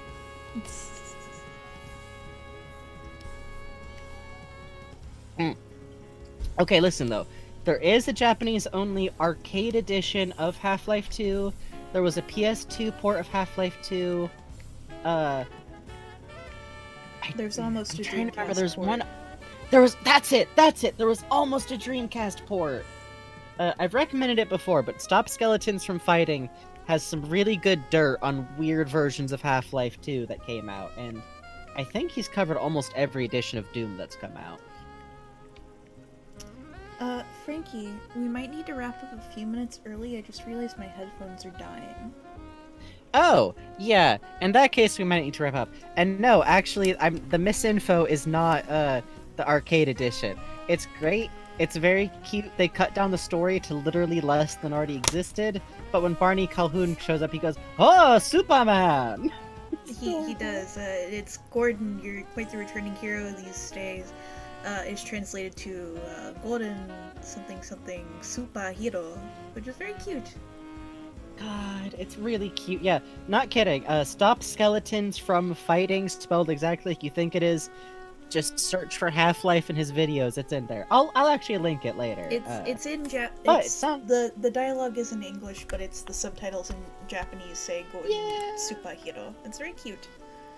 It's very cute. But okay, it sounds like we need to wrap up because Bugs' headphones are dying. Thank you all so much for coming tonight. Honestly, tonight was one of those nights where we're like, we feeling up to it. Yeah, we're feeling up to it. But this was a blast. It turns out I might really like talking about Half-Lives. Fucked up, but and let's take a look at fan art. Oh, right. We actually have a few things. Okay. If my audio goes out, I am still going to go over it. Frankie will need to talk and then tell me in text, but let's see if we can get this to work. Yeah. Well, we might have to go through the fan art a little bit quick this time. How about that? Okay. Sarah Murphy. Jesus Christ. Thank you, Sarah Murphy. Beautiful as always. Oh, scroll up. We gotta show the final evolution. Oh, right. The final evolution of Bug. Holy shit. I love this so fucking... Non-binary Vegeta, you fucking killed me with this one. The muscles terrify me. The expression is fucking They're incredible. Extremely good. Thank you. This is truly the final Evo. Thank you so much. Sarah Murphy, the locket thing is fucking killing me. Yes. We might... I'm just gonna save it for use.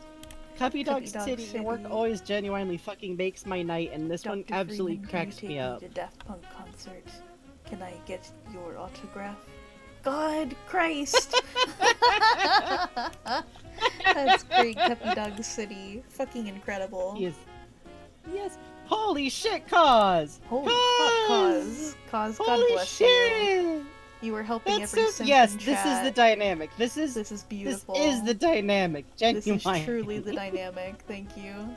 Fucking Oh shit, Cubby amazing Dog City running in expression work. under the wire. Oh shit, oh shit, oh shit, oh shit. Cubby Dog City. Side note, I really like the way you draw me, and Bayonetta looks good, thank you! Thank Cubby you. Dog City! Fucking good, fucking good. Trick of Frankie, fucking good. Okay, everybody. I'm sorry this had to go so fast. My headphones are screaming in my ear. Sorry, Everyone go look y'all. at raccoons. We love you. As fans. Thank you so as much for the support, thank you for subs, thank you for in a watching, thank healthy you for way, watching at the a VODs, we're always distance. glad to have you here, good night! Thursday is Bug Snacks. Goodbye. Thursday's Bug Snacks! For real this time! Raid Critter Vision. Okay. Y'all are wonderful. Thursday's Bug Snacks. Sunday is Dragon Quest. Goodbye. Are y'all ready for Bug Snacks? Goodbye. Da-da-da-da-dum.